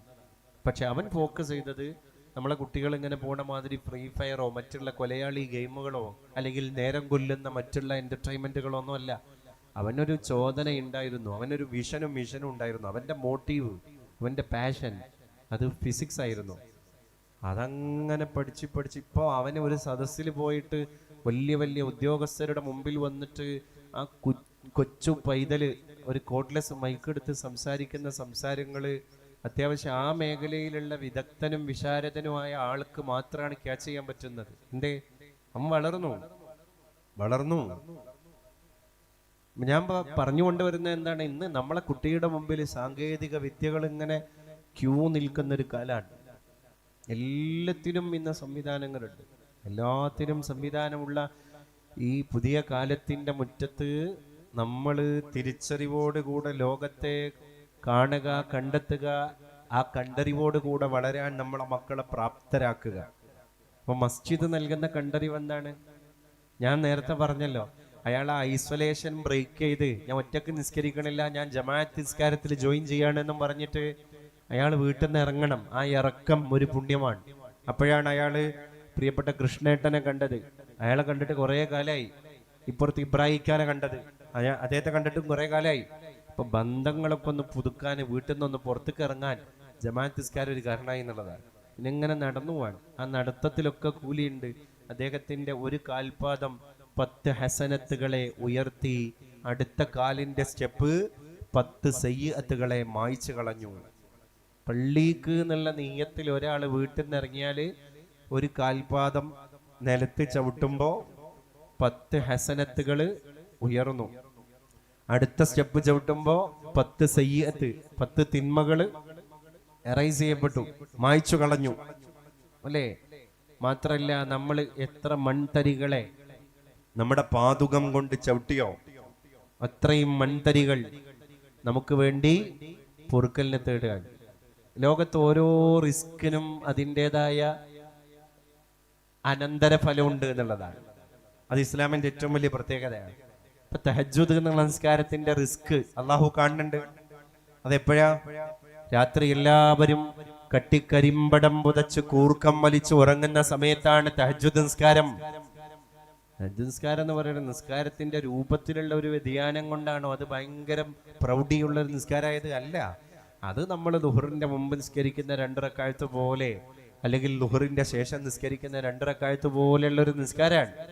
എന്തേ പിന്നെ തഹജ്ജുദ് നിസ്കാരം ഇത്രയും വലിയ കൂലിയുള്ള? അള്ളാഹു പറഞ്ഞെന്താ? എന്നോട് തഹജ്ജുദ് നിസ്കരിച്ചതിന്റെ ശേഷം ആ മുസല്ലയിൽ ഇരുന്ന് ഒരുത്തൻ അല്ലെങ്കിൽ ഒരുത്തി തേടിക്കഴിഞ്ഞാൽ ലൈസ ബൈനഹു വ ബൈനല്ലാഹി ഹിജാബ്, അള്ളാഹുവിന്റെയും ആ ചോദിക്കുന്ന ആളുടെയും ഇടയിൽ ഒരു മറ പോലും ഇല്ല, ഒരു ഹിജാബില്ല എന്ന് പറഞ്ഞാൽ ആ ദുആ ഉടനടി തന്നെ റബ്ബിന്റെ സന്നിധിയിൽ ഉത്തരം കിട്ടാൻ വേണ്ടി എത്തിച്ചേരുകയാണ്. എപ്പോ? തഹജ്ജുദ് നിസ്കരിച്ചിട്ട് ദുആ ചെയ്താൽ. അപ്പൊ തഹജ്ജുദിന്റെ റിസ്ക് എന്താ? അതിന് മെന്റലി റിസ്ക് ഉണ്ട്, ഫിസിക്കലി റിസ്ക് ഉണ്ട്. മെന്റലി അതിന്റെ റിസ്ക് എന്താണ്? മെന്റലി ഉള്ള റിസ്ക്, അള്ളാഹു എന്റെ നിസ്കാരം PR വർക്കിന്റെ പുറത്തല്ല. എന്നെ ഒരാൾ വന്നിട്ട് എന്റെ നിസ്കാരം ഷൂട്ട് ചെയ്യുന്നില്ല. ഞാൻ ആ നേരത്ത് നിസ്കരിക്കുമ്പോൾ ബാക്കി എല്ലാ നേരത്തും മനുഷ്യന്മാരെ നമ്മളെങ്ങനെ ഫോക്കസ് ചെയ്യല്ലേ, അല്ലേ? നമ്മൾ വേറുള്ളവരെ കൊണ്ട് ഇങ്ങനെ നിരീക്ഷിക്കപ്പെടുകയല്ലേ. ഒരാളിപ്പോ വീട്ടിൽ നിന്ന് ഇറങ്ങി തിരിച്ചു വരുമ്പോഴേക്ക് ഒരു 90 ക്യാമറയെങ്കിലും അയാളെ ക്യാപ്ചർ ചെയ്ത് കഴിഞ്ഞിട്ടുണ്ടാകും. അതേസമയത്ത് തഹജ്ജുദ് നിസ്കരിക്കുന്ന ഒരാളോ, അയാളെ ഷൂട്ട് ചെയ്യാൻ വേണ്ടിയിട്ട് ആളില്ല, അവിടെ പുറത്ത് PR വർക്ക് ചെയ്യാൻ ആളില്ല. അപ്പൊ അയാളെ നിസ്കാരം ലില്ലാഹിയാണ്, പഠിച്ചോന് വേണ്ടി മാത്രമാണ്, അല്ലേ? ഹലോ ഗൈസ്, ഇന്നാളിന്നാള് തഹജ്ജുദ് നിസ്കരിക്കാൻ വേണ്ടി 2:30 മണിക്ക് അല്ലെങ്കിൽ 3:30 മണിക്ക് അലാറം വെച്ചിട്ട് എണീറ്റിട്ടുണ്ടോ എന്ന് പറയാൻ അവിടെ ഒരാളില്ല. അതുകൊണ്ട് എൻ്റെ തഹജ്ജുദ് നിസ്കാരം ഷൂട്ട് ചെയ്ത് കഴിഞ്ഞാൽ എനിക്ക് സബ്സ്ക്രൈബേഴ്സ് കൂടുന്നു, ലൈക്ക് കൂടുന്നുള്ളൊരു നീയത്ത് തഹജ്ജുദ് നിസ്കരിക്കുന്ന ആൾക്കില്ല. അപ്പൊ അയാൾ എന്ത് ചെയ്യാണ്? അയാൾ ആരോടും പറയാതെ അയാൾ അലാറം തന്നെ വൈബ്രേഷൻ മോഡിൽ ഇട്ടിട്ട്, ചിലപ്പം സ്വന്തം ഹസ്ബൻഡ് തന്നെ അറിഞ്ഞിട്ടുണ്ടാകൂല ഭാര്യ തഹജ്ജുദ് നിസ്കരിക്കുന്നത്. പക്ഷെ അവളെടുത്ത റിസ്ക് എത്രയാ? Because she's a home maker, house മേക്കറാ. അവള് ഒരു വീട്ടമ്മയാണ്. ഒരു വീട്ടമ്മയാകുന്ന ഒരു പെണ്ണിന് നിസ്കാരം അല്ല, ആ വർക്ക് ബ്രേക്ക് ചെയ്ത് പോയി കഴിഞ്ഞാൽ രാവിലെ പിന്നെ ഖളാ വീട്ടാൻ പോലും സമയവും സാവകാശവും കിട്ടൂല. ആ പൊരയില് അത്രയും 100 കൂട്ടം പണിയല്ലേ വീട്ടില്. ഏർലി മോർണിംഗില് മക്കൾക്കുള്ള ബ്രേക്ക്ഫാസ്റ്റ്, വീട്ടുകാർക്കുള്ള ബ്രേക്ക്ഫാസ്റ്റ് എല്ലാം പ്രിപ്പയർ ചെയ്യണം. കുട്ടിക്കുള്ള ടിഫിൻ റെഡിയാക്കണം. കുട്ടിക്ക് അയൺ, പിന്നെ അവന്റെ യൂണിഫോം ഒക്കെ അയൺ ചെയ്ത് കൊടുക്കണം. വീട്ടിൽ എന്തൊക്കെ പണിയാണ് ഉണ്ടാവുക. ആ പണിക്കടയിൽ പിന്നെ അവൾക്ക് ആകെ കിട്ടുന്ന ഈ റെസ്റ്റ് എന്ന് പറയുന്നത് അന്തിപ്പാതിരക്കുള്ള ഈ ഉറക്കാണ്. ആ ഉറക്ക് പടച്ചോനെ വിചാരിച്ചിട്ട് തഹജ്ജുദ് എന്ന് പറയുന്ന പ്രാർത്ഥനയ്ക്ക് കിട്ടുന്ന പുണ്യം മനസ്സിലാക്കിയിട്ട് ആള് 4 മണിക്ക് ബ്രേക്ക് ചെയ്യാൻ, എന്നിട്ട് തഹജ്ജുദ് നിസ്കരിക്കാൻ വേണ്ടി ആരും അറിയാതെ വാഷ്റൂമിൽ പോകുന്നു, ഒളു എടുക്കുന്നു, മുസല്ല ഇടുന്നു, നിസ്കരിക്കുന്നു. അപ്പൊ അത് ആർക്കാ? അതിന്റെ മെന്റലി റിസ്ക്കാണ് ഞാൻ പറഞ്ഞുകൊണ്ടിരുന്നത്. അപ്പൊ ആളുടെ നീയത്ത് പക്കാണ്. കാരണം ഒരാളെയും ബോധ്യപ്പെടുത്താനല്ല, എൻ്റെ നിസ്കാരം ആരും കാണരുത് എന്നാണ്. ആരെങ്കിലും കണ്ടിട്ടുണ്ടോ എന്നുള്ളൊരു തോന്നൽ പോലും ഇല്ല. അപ്പൊ അത് പഠിച്ചോനാണ്, അത് പഠിച്ചോന് വേണ്ടിയിട്ടാണ്. പിന്നെ ഫിസിക്കലി റിസ്ക് എന്താ? ആ ശരീരത്തെ അവിടുന്ന് അത്രയും മനോഹരമായ ഒരു ഗാഠമായ നിദ്രയെ മുറിച്ചിട്ടിട്ടല്ലേ ആളവിടുന്ന് എണീറ്റ് വരുന്നത്. ആ സമയത്തൊക്കെ നമ്മളിൽപ്പെട്ട ആരെങ്കിലും ഒന്ന് ഒരു ഈ ജനുവരിയുടെ മഞ്ഞ് പെയ്യുന്ന രാത്രികളിൽ ഒരു 3:30 മണിക്കൊക്കെ നമ്മൾ എങ്ങാനും അറിയാതെ ഒന്ന് ഉണർന്നാൽ അയാൾക്കുള്ള ഹാപ്പിനെസ് എന്താണ്? ഓ, ഉണർന്നു, അപ്പം ഞാൻ നല്ലൊരു സുഖമുള്ളൊരു സമയത്താണ് ഇപ്പോൾ ഉറങ്ങിക്കൊണ്ടിരിക്കുന്നത് എന്ന് ഈ ഉണർച്ച എന്നെ ബോധ്യപ്പെടുത്തി. അതുകൊണ്ട് എൻ്റെ വകഞ്ഞു മാറിപ്പോയ കമ്പിളി പകപ്പൊക്കെ ഒന്നുകൂടി ഒരു ആവരണം പോലെ എൻ്റെ ശരീരത്തിൽ കിട്ട് വരിഞ്ഞു മുറുക്കി പൊതച്ചിട്ട് എനിക്ക് സുഖമായി ഒന്നുകൂടി ഉറങ്ങാം എന്ന് അയാൾ വിചാരിക്കും. ആ സമയത്താണ് ഒരു സഹോദരി അലാറം വെച്ചിട്ട് ഉറക്ക് ബ്രേക്ക് ചെയ്യണത്. അതാർക്ക് വേണ്ടി? എന്തിനു വേണ്ടി? തഹജ്ജുദ് നിസ്കരിക്കാൻ വേണ്ടി, പടച്ചോന് വേണ്ടി. അതുകൊണ്ട് അള്ളാഹു പറഞ്ഞത് ലൈസ ബൈനഹു വ ബൈനല്ലാഹി ഹിജാബ്. ഇങ്ങനെ ദ്വാരന്നാൽ, ഇങ്ങനെ ചോദിച്ചാൽ, ആ ചോദ്യം ചോദിച്ച ആളുടെയും റബ്ബിന്റെയും ഇടയിൽ ഒരു മറയില്ല എന്ന് പറഞ്ഞാൽ ഇങ്ങനൊരു മറയില്ല. അപ്പൊ ആളുടെ ചോദ്യം അതിവേഗ പാതയിലൂടെ അള്ളാഹുവിന്റെ അടുക്കൽ എത്തുകയാണ്. അതേ രീതിയിൽ അള്ളാഹു അയാൾക്ക് ഉത്തരം കൊടുക്കുകയാണ്, ഇജാബത്ത് കൊടുക്കുകയാണ്. ഇത് തഹജ്ജുദിന്റെ ഒരു പ്രത്യേകത. അപ്പൊ ദീന് ഒരടിമ എടുക്കുന്ന റിസ്കിലേക്ക് ഭയങ്കരമായിട്ട് നോക്കുന്നുണ്ട് എന്നുള്ളതാണ്. അപ്പൊ ഇന്നത്തെ കാലത്ത് നമുക്ക് ഒരു ഇൽമിന്റെ മജ്‌ലിസിൽ ഒരാൾ അറ്റൻഡ് ചെയ്യാന്നുള്ളത് റിസ്ക് എന്ന് പറയാൻ കാരണം അയാൾ വേറെയും കുറെ ചുറ്റിത്തിരിച്ചില്ല, അല്ലേ? ഒന്ന് സോഷ്യൽ മീഡിയയുടെ ചുറ്റിത്തിരിച്ചില്, അതൊരു ട്രാപ്പല്ലേ? എനിക്ക് എൻ്റെ സോഷ്യൽ മീഡിയ തന്നെ നോക്കി തീർന്നിട്ടില്ല. ഇന്ന് മനുഷ്യന് ശരിക്കും ഒരു കോൺസെൻട്രേഷൻ, ഒരു വിഷയത്തിലും ഏകാഗ്രത ഇല്ലല്ലോ. ഏത് വിഷയത്തിലുള്ളത്? സോഷ്യൽ മീഡിയ വന്നതിന്റെ ശേഷം പിശാചി നമ്മളെ ശരിക്ക് പൊതിഞ്ഞ് അടക്കി ഭരിച്ചുകൊണ്ടിരിക്കുകയാണ്. അപ്പൊ ഇന്നത്തെ കാലത്ത് എല്ലാവരും പിശാചിന്റെ സ്വാധീന വലയത്തിൽ പെട്ടുപോയിരിക്കുമ്പോൾ എൽമിന്റെ മജ്ലിസിൽ ഒരു 2 മണിക്കൂർ എൻ്റെ സോഷ്യൽ മീഡിയ എക്യുപ്മെന്റ്സ് ഒക്കെ ഒന്ന് ഓഫ് ചെയ്ത്, എൻ്റെ മുഖം ഒന്ന് ഓൺ ചെയ്ത്, എൻ്റെ സ്ക്രീൻ ഒന്ന് ഓഫ് ചെയ്ത്, എൻ്റെ കൽബ് ഒന്ന് ഓൺ ചെയ്ത്, ലില്ലാഹി അള്ളാഹുവിന് വേണ്ടി ഇൽമിന്റെ മജ്ലിസിൽ ഞാൻ വന്നിരിക്കുന്നുണ്ടെങ്കിൽ അത് തൗഫീഖാണ് തമ്പുരാനേ. അപ്പൊ ഇതിന് കിട്ടുന്ന പ്രതിഫലത്തെ പറ്റി നമ്മളൊന്ന് ചിന്തിച്ചു നോക്കൂ എൻ്റെ പ്രിയപ്പെട്ടവരെ. മൻ തമസ്സക ബിസുന്നതി, ആരാണ് എൻ്റെ ചര്യയെ മുറുകെ പിടിച്ച് ജീവിക്കുന്നവർ, ഇൻദ ഫസാദി ഉമ്മതി, എൻ്റെ സമുദായം ഫസാദാകുന്ന കാലഘട്ടത്തിൽ ആരാണ് എൻ്റെ ചര്യ, യാതൊരു രീതിയിലുള്ള വിട്ടുവീഴ്ചകൾക്കും തയ്യാറാവാതെ ആരാണ് എൻ്റെ ചര്യ മുറുകെ പിടിച്ച് ജീവിക്കുന്നത്, അവന് ഫലഹു അജ്റു ബിഅതി ഷഹീദ്, 100 രക്തസാക്ഷിയുടെ കൂലി അയാൾക്കുണ്ട് എന്നാണ്. ഇന്നത്തെ കാലം തന്നെയല്ലേ. കാരണം ഇന്നിപ്പോ ശരിക്ക് മതം അനുസരിച്ച് ജീവിക്കാൻ ഭയങ്കര ബുദ്ധിമുട്ടുള്ള ഒരു കാലമല്ലേ. വിശ്വാസം എന്നുള്ളത് തന്നെ ഒരാള് ചാലഞ്ച് ഏറ്റെടുക്കുന്ന ഒരു കാര്യമാണ്. കാരണം എല്ലാവരും പറയണത് എല്ലാ മതങ്ങളിൽ നിന്നും വിശ്വാസികൾ കുറഞ്ഞുകൊണ്ടിരിക്കുകയാണ്. ഇപ്പൊ ബിഗ് ബോസ് എന്ന് പറയുന്ന ഒരു ഏഷ്യാനെറ്റ് ചാനലിന്റെ ഒരു പരിപാടി കഴിഞ്ഞതിന്റെ ശേഷം, അല്ലെങ്കിൽ അത് നടന്നുകൊണ്ടിരിക്കുമ്പോൾ തന്നെ പല മതക്കാരുമായ വളരെ ഓർത്തഡോക്സ് ആയിട്ട് ജീവിക്കുന്ന പല കുട്ടികളും അത് കാണുന്നുണ്ട്. അപ്പൊ കാണുന്ന കുട്ടികൾ വിചാരിക്കുകയാണ് ഇതിൽ വന്ന കാൻഡിഡേറ്റ്സ് സംസാരിക്കുന്ന ഭാഷയും അവരുടെ കൾച്ചറും ഒക്കെ തന്നെയല്ലേ പുതിയ ലോകത്തിന്റെ ഒരു ഭാഷയും കൾച്ചറും ഒക്കെ. എന്തുകൊണ്ട് നമുക്ക് അങ്ങനെ ആയിക്കൂടാ? പല ചർച്ചകൾ അല്ലേ, ലിവിങ് ടുഗദർ നടത്തിയ ചർച്ചകൾ, ഒന്നിച്ച് ജീവിച്ചത്, അവനെ കണ്ടപ്പോൾ എനിക്ക് ഇഷ്ടപ്പെട്ടു, ജാതി മതമൊന്നും പ്രശ്നമല്ല. ഞാൻ ചോദിക്കട്ടെ, ഓരോ മതത്തിനും ആ മതത്തിൻ്റെതായ പരിശുദ്ധിയില്ലേ? ആ പ്യൂരിറ്റിയോട് കൂടെ അല്ലേ കേരളത്തിൽ ഇക്കണ്ട കാലം വരെ നമ്മൾ ജീവിച്ചത്? ഇപ്പൊ ഒരു പുതിയ വാദം, ലെസ്ബിയൻസ്, ഗേസ്, LGBTQ കമ്മ്യൂണിറ്റി, അല്ലെങ്കിൽ തോന്നിയ പോലെ ജീവിക്കുക, അതിനാണല്ലോ തോന്നിവാസം എന്ന് പറയുക. തോന്നിയ പോലെ വസിക്കുക എന്നാണ് തോന്നിവാസം. തോന്നിയ പോലെ വസിക്കുന്നവൻ തോന്നിവാസി അല്ലേ? പണ്ട് സുകുമാർ അഴീക്കോട് സാർ പറഞ്ഞിട്ടുണ്ട്, സന്യാസം സന്യാസം സന്യാസം എന്ന് പറഞ്ഞാൽ തന്നെ എന്താണ് അത്? പിന്നെ മനുഷ്യത്വം. എന്താ മനുഷ്യത്വം എന്ന് പറഞ്ഞത്? അത് തോന്നിയാസത്തിന്റെയും സന്യാസത്തിന്റെയും ഇടയിലുള്ള ഒരു തരം ജീവിത വിന്യാസമാണ് എന്നാണ് വളരെ രസകരമായിട്ട് സുകുമാർ അഴീക്കോട് സാർ അതിനുമായി ബന്ധപ്പെട്ട് പറഞ്ഞത്. ഇന്നിപ്പോ അങ്ങനെ ഒരു സാംസ്കാരിക പരിവേഷവും ചിന്തയൊന്നും നമ്മളെ പുതിയ മക്കൾക്കിടയിൽ ഇല്ല, ഒരു മതത്തിലുമില്ല. എന്താ സംഭവിച്ചത്? ഈ അപജയങ്ങളുടെ കാരണം എന്താ? കുട്ടികൾക്ക് ട്രെൻഡ് മതി, ട്രെൻഡ് മതി. അപ്പൊ നമ്മളും നമ്മളെ കുട്ടികളും യന്ത്രവും തമ്മിലുള്ള വ്യത്യാസം എന്താ? അപ്പൊ പുതിയ ചെറുപ്പക്കാരനോട് പറയാനെടാ, എൻ്റെ അയലൊക്കത്തെ ആമിനത്താത്തയും ലക്ഷ്മിയേടത്തെയും കൂടി ഇങ്ങനെ പരസ്പരം സ്വറ പറയണതിൻ്റെ ഇടയിൽ അവര് നിന്നെ പറ്റി പറഞ്ഞു. ഇവന്റെ സുഹൃത്തിനോട് പറയാം. അപ്പൊ ഇവൻ ചോദിക്കുകയാണ്, എന്താണ് നിന്റെ അയൽവാസിയായ ആമിനത്താത്തി ലക്ഷ്മിയേടത്തി എന്നെ പറ്റി പറഞ്ഞത്? നിന്റെ ഉമ്മാന്റെ മെഡിസിൻ തീർന്നിട്ട് മാസങ്ങളായി, നീ അതറിഞ്ഞിട്ടില്ല. അപ്പൊ ഇവന്റെ സുഹൃത്ത് ആമിനത്താത്താത്തിന്റെ അടുത്തൊന്നും ലക്ഷ്മിയേടത്തിന്റെ അടുത്തൊന്നും ഇത് അറിഞ്ഞവനോട് പറഞ്ഞപ്പോ അവൻ മെഡിക്കൽ സ്റ്റോറിൽ പോകുന്നു, ഉമ്മാന്റെ അടുത്ത് ലിസ്റ്റ് വാങ്ങുന്നു, ഷീട്ട് വാങ്ങുന്നു, അതിനുള്ള മെഡിസിൻ കൊണ്ടുപോയി കൊടുക്കുന്നു. ഇതൊരു റോബോട്ടും ചെയ്യും. അപ്പുറത്തുനിന്ന് എവിടെയെങ്കിലും ഒരു ഡാറ്റ, സേവ് ചെയ്യപ്പെട്ട ഡാറ്റയുടെ പുറത്ത് വർക്ക് ചെയ്യാൻ റോബോട്ടിന് കഴിയൂലേ? ഇപ്പൊ അമേരിക്കയിൽ സോഫിയ എന്ന് പറഞ്ഞ റോബോട്ടില്ലേ, ഒരു ലേഡിയേക്കാൾ സോഫ്റ്റ് ആയ സ്കിന്നാണ് സോഫിയ എന്ന് പറയുന്ന ലേഡി റോബോട്ടിന്റെ സ്കിന്ന്. വളരെ സോഫ്റ്റാണ്. പിന്നെ സോഫിയ തമാശ പറയുമ്പോൾ ചിരിക്കും. സോഫിയനെ ചീത്ത പറഞ്ഞാൽ സോഫിയ വളരെ ടെൻഷൻ അടിക്കും. സോഫിയ പറയുന്ന കാര്യങ്ങളെല്ലാം ചെയ്യും. നാം ചോദിക്കുന്ന എല്ലാ ചോദ്യങ്ങൾക്കും അതിൻ്റെ വികാരത്തിൻ്റെ പുറത്ത് മറുപടി തരും. തമാശയാണെങ്കിൽ ഫലിത രൂപത്തിലുള്ള മറുപടി, ദേഷ്യയാണെങ്കിൽ ദേഷ്യ രൂപത്തിലുള്ള മറുപടി. ഇതൊക്കെ ആരാ ചെയ്യേണ്ടത്? മനുഷ്യ നിർമ്മിതിയായ മനുഷ്യന്റെ നിർമ്മാണ വൈഭവത്തിന്റെ ഒരു പ്രോഡക്റ്റായ സോഫിയ എന്ന് പറയുന്ന ഒരു യന്ത്രം ചെയ്യുന്ന പണിയാണ്.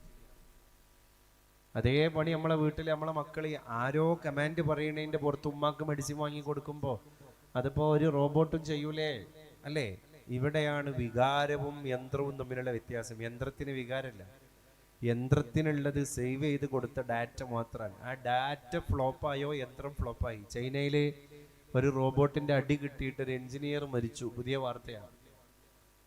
എന്താണ്? ലോഡിങ്ങും അൺലോഡിങ്ങും ചെയ്യാൻ വേണ്ടിയിട്ട് ഡാറ്റ സേവ് ചെയ്ത് കൊടുത്ത റോബോട്ടിന്റെ സിസ്റ്റം തകരാറിലായപ്പോൾ ഇങ്ങനെ പോകേണ്ട കൈ ഇങ്ങനെ പോയി.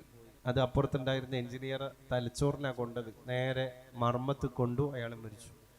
ആരാപ്പോൾ കൊന്ന പ്രതി? റോബോട്ടാണ്. ഈ റോബോട്ട് ഇയാളൊരു മനുഷ്യനാണ്, ഇയാളൊരു ക്രൂരനാണ്, ഇയാൾ എൻ്റെ ശത്രുവാണ് എന്നുള്ള വികാരത്തിൻ്റെ പുറത്ത് അടിച്ചപ്പോഴാണോ ഈ എഞ്ചിനീയർ മരിച്ചത്? അല്ല, അവിടെ ഒരു സിസ്റ്റം തകരാറിലായപ്പം മരണം സംഭവിച്ച. മനുഷ്യനൊരു ഒരു യന്ത്രം പോലെ ആയാലും എങ്ങനെ ഉണ്ടാവും? ഉമ്മാനോട് സംസാരിക്കുന്നത് ആർക്കോ ഉള്ള കടപ്പാടിൻ്റെ പേരിൽ, ഭാര്യയും ഭർത്താവും തമ്മിലുള്ള സംസാരം ആർക്കോനും വേണ്ടി ഓക്കാനിക്കുന്നതിൻ്റെ പേരിൽ ഇപ്പോൾ സ്ലീപ്പ് ഡിവോഴ്സ് എന്ന് പറഞ്ഞിട്ടൊരു ഡിവോഴ്സ് കുടുംബശാസ്ത്രജ്ഞന്മാർ കണ്ടെത്തിയിരിക്കുകയാണ്. എന്താ സ്ലീപ്പ് ഡിവോഴ്സ് പറഞ്ഞാൽ? മഹല്ല് കമ്മിറ്റിക്ക് ഞാൻ അവളെ ഡിവോഴ്സ് ചെയ്തു എന്ന് പറഞ്ഞാണ്ട് ലെറ്ററൊന്നും കൊടുത്തിട്ടില്ല. എന്താ പിന്നെ സ്ലീപ്പ് ഡിവോഴ്സ്? വിശാലമായൊരു കട്ടിലിൽ ഒരു തലക്കൽ ഒരാളും മറ്റേ തലക്കൽ മറ്റേ ആളും കിടക്കുകയാണ്. രണ്ടാളും എങ്ങനെ കിടക്കേണ്ട ആൾക്കാരാ? ഹലാലാക്കി കൊടുത്ത ബന്ധല്ലത്. അവര് വളരെ ബോണ്ടായിട്ട് കിടക്കണ്ടേ, ബോണ്ടായി ഇരിക്കണ്ടേ? അത് നടക്കണില്ല. അപ്പോ ഡിവോഴ്സ് ചെയ്തു എന്ന് ലെറ്റർ ഹാൻഡ് ഓവർ ചെയ്യാതെ തന്നെ നടന്ന സ്ലീപ്പ് ഡിവോഴ്സ് എന്ന് മനഃശാസ്ത്ര വിദഗ്ധർ ഇതിന് പേര് കൊടുത്തു. ഈ പേര് കൊടുത്തിട്ട് നമുക്ക് മുന്നറിയിപ്പ് എന്തിനാ? നമ്മള് വികാരത്തിന്റെയും വിവേകത്തിന്റെയും പുറത്ത് ജീവിക്കേണ്ട ആൾക്കാരാണ്. അപ്പൊ നമ്മൾ കുറച്ചൊന്ന് ബയോളജിക്കൽ ആകണം. ബയോളജിക്കലാ പറഞ്ഞാൽ എന്താ? നമ്മളിപ്പോ ഒരു കുട്ടിയോട് ചോദിക്കുകയാണ്, മോനെ നിന്റെ വീട്ടിൽ എങ്ങനെയാണ് ഇന്ന് രാത്രി നിന്റെ ഉമ്മ ചോറ് വെച്ചത് എന്ന് ചോദിക്കുമ്പോൾ ഏറിപ്പോയാൽ നമ്മളെ ഡിഗ്രിക്ക് പഠിക്കുന്ന കുട്ടി പറയാണ്, ഞാൻ ചെമ്മരത്തൂർ അങ്ങാടിയിൽ പോയിട്ട് അവിടുത്തെ സൂപ്പർ മാർക്കറ്റിൽ നിന്ന് 2 കിലോ അരി വാങ്ങി അതെൻ്റെ ഉമ്മാന്റെ കൈ കൊടുത്തു, എൻ്റെ ഉമ്മ തിളക്കണ വെള്ളത്തിൽ കിട്ടപ്പോ ചോറായി. ഖലാസ് അല്ലേ? അത് എല്ലാ കുട്ടിയും പറയും. ആ പറയുന്ന കുട്ടീനല്ല നമുക്ക് ആവശ്യം. ചോറ് എങ്ങനെ ആയത്? ഖുർആൻ ചോദിച്ചൊരു ചോദ്യമുണ്ട്, ഫല്യൻദുരിൽ ഇൻസാനു ഇലാ തുആമിഹി. നിന്റെ ഉമ്മ ഒരു പ്ലേറ്റ് ചോറ് വിളമ്പിയിട്ട് നിന്റെ മുന്നിൽ ഇങ്ങനെ കൊണ്ടുവന്നു വെക്കുമ്പോ നീ ചിന്തിക്കേണ്ടത് അന്നാ സ്വബബുനൽ മാ അസ്വബ്ബാ, എങ്ങനെയാണ് ആകാശഗംഗയിൽ നിന്ന് നാം മഴ വർഷിപ്പിച്ചത് സഹോദരാ. ثم شققنا الأرض شقا, എങ്ങനെയാണ് നാം ഭൂമിയെ കീറിയത്. فأنبتنا فيها حبا, എങ്ങനെയാണ് നാം വിത്ത് മുളപ്പിച്ചത്. وعنبا وقضبا وزيتونا ونخلا وحدائق غلبا. എങ്ങനെയാ ഇതൊക്കെ ഉണ്ടായത്? നിങ്ങൾക്ക് ഈ പഴങ്ങള് പച്ചക്കറികള് അല്ലേ, ഓരോ സീസൺ വരില്ലേ. ഇപ്പൊ വാട്ടർ മെലൺ ഇതിന്റെ സീസണാ. ഇപ്പൊ വത്തക്ക, തണ്ണിമത്തൻ അല്ലേ, എല്ലാ സ്ഥലത്തും ഇപ്പൊ അതിന്റെ ഒരു സീസണാണ്. ഇപ്പൊ സീസണൽ ഫ്രൂട്ട്സ്. ഈ കൊച്ചു മാവിന്റെ ശിഖരങ്ങളിലേക്കൊന്ന് നോക്കൂ നിങ്ങൾ. അതതിന്റെ ധർമ്മം നിർവഹിക്കാൻ. ഞാൻ പ്രകൃതിയിലേക്ക് ഇങ്ങനെ വേരൂന്നിയത് ഈ ഭൂമിക്ക് എൻ്റെ ഒരു സീസൺ വരാനുണ്ട് എന്നൊരു വിളംബരം കൂടിയാണ് അല്ലേ. ഇപ്പതാ ഈ മാവിന്റെ മുകുളങ്ങളിൽ നോക്കൂ നിങ്ങൾ, മൊട്ടിടാൻ. ഈ മൊട്ട് ഈ അമ്മയാകാൻ മോഹിക്കുന്ന മാവിന്റെ ഒരു സ്വപ്നാണ്. ഈനന്റെ ചെന്തേ കതിർമാരി നിത്യമിടംപെടും തൻ തലകൊണ്ടു താങ്ങി നമുക്കു പച്ചക്കുടയും പിടിച്ചു തേന്മാവതാദീനതയാലു നിൽപ്പൂ. ഈ തേന്മാവിനെ പറ്റി കവി പാടിയതാണ്. എന്തിനാണത്? ഇനന്റെ ചെന്തി കതിർ. ഇനൻ എന്ന് പറഞ്ഞാൽ സൂര്യനാണ്. സൂര്യന്റെ ആ ചെമന്ന തീ പോലെയുള്ള കതിരുണ്ടല്ലോ, അഥവാ സൂര്യരശ്മികള്, ആ കതിർ മാറി ആ കതിരാകുന്ന മഴയുണ്ടല്ലോ, മഴ പോലെ ഇവിടെ പെയ്യുന്ന സൂര്യരശ്മികളുണ്ടല്ലോ, അത് നിത്യമിടംപെടും തൻ തല കൊണ്ടു താങ്ങി. എല്ലാ ദിവസവും ഈ വലിയ മാവാകാൻ കൊതിക്കുന്ന ഈ കൊച്ചു മാവ് വരെ അതിൻ്റെ തല കൊണ്ട് താങ്ങി താങ്ങി പഠിക്കുകയാണ്. എന്തിനാണ്? നമുക്കു പച്ചക്കുടയും പിടിച്ചു തേന്മാവതാദീനതയാലു നിൽപ്പോ.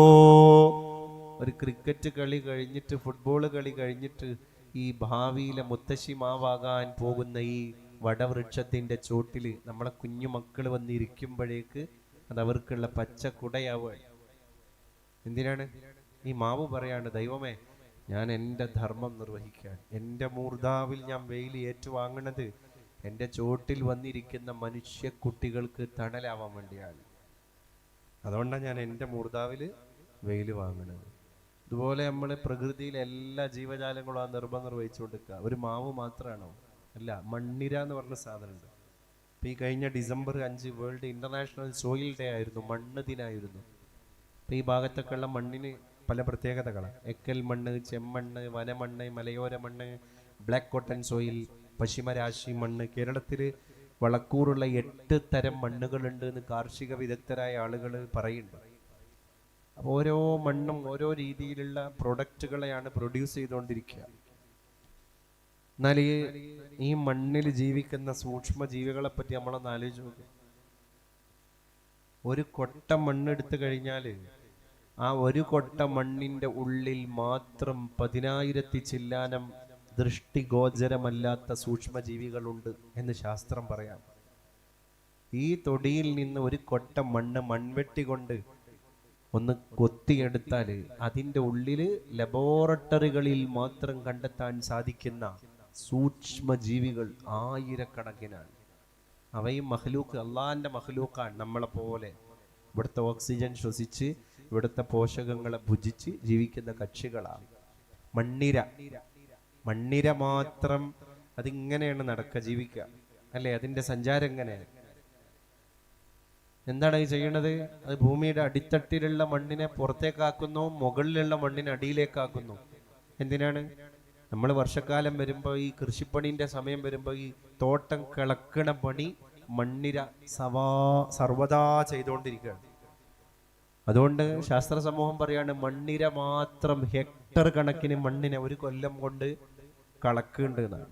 അതിനെങ്ങനെ കൂടുതൽ ഫലഭൂയിഷ്ടിയുള്ള മണ്ണാക്കി മാറ്റുന്നുണ്ട് എന്നാണ്.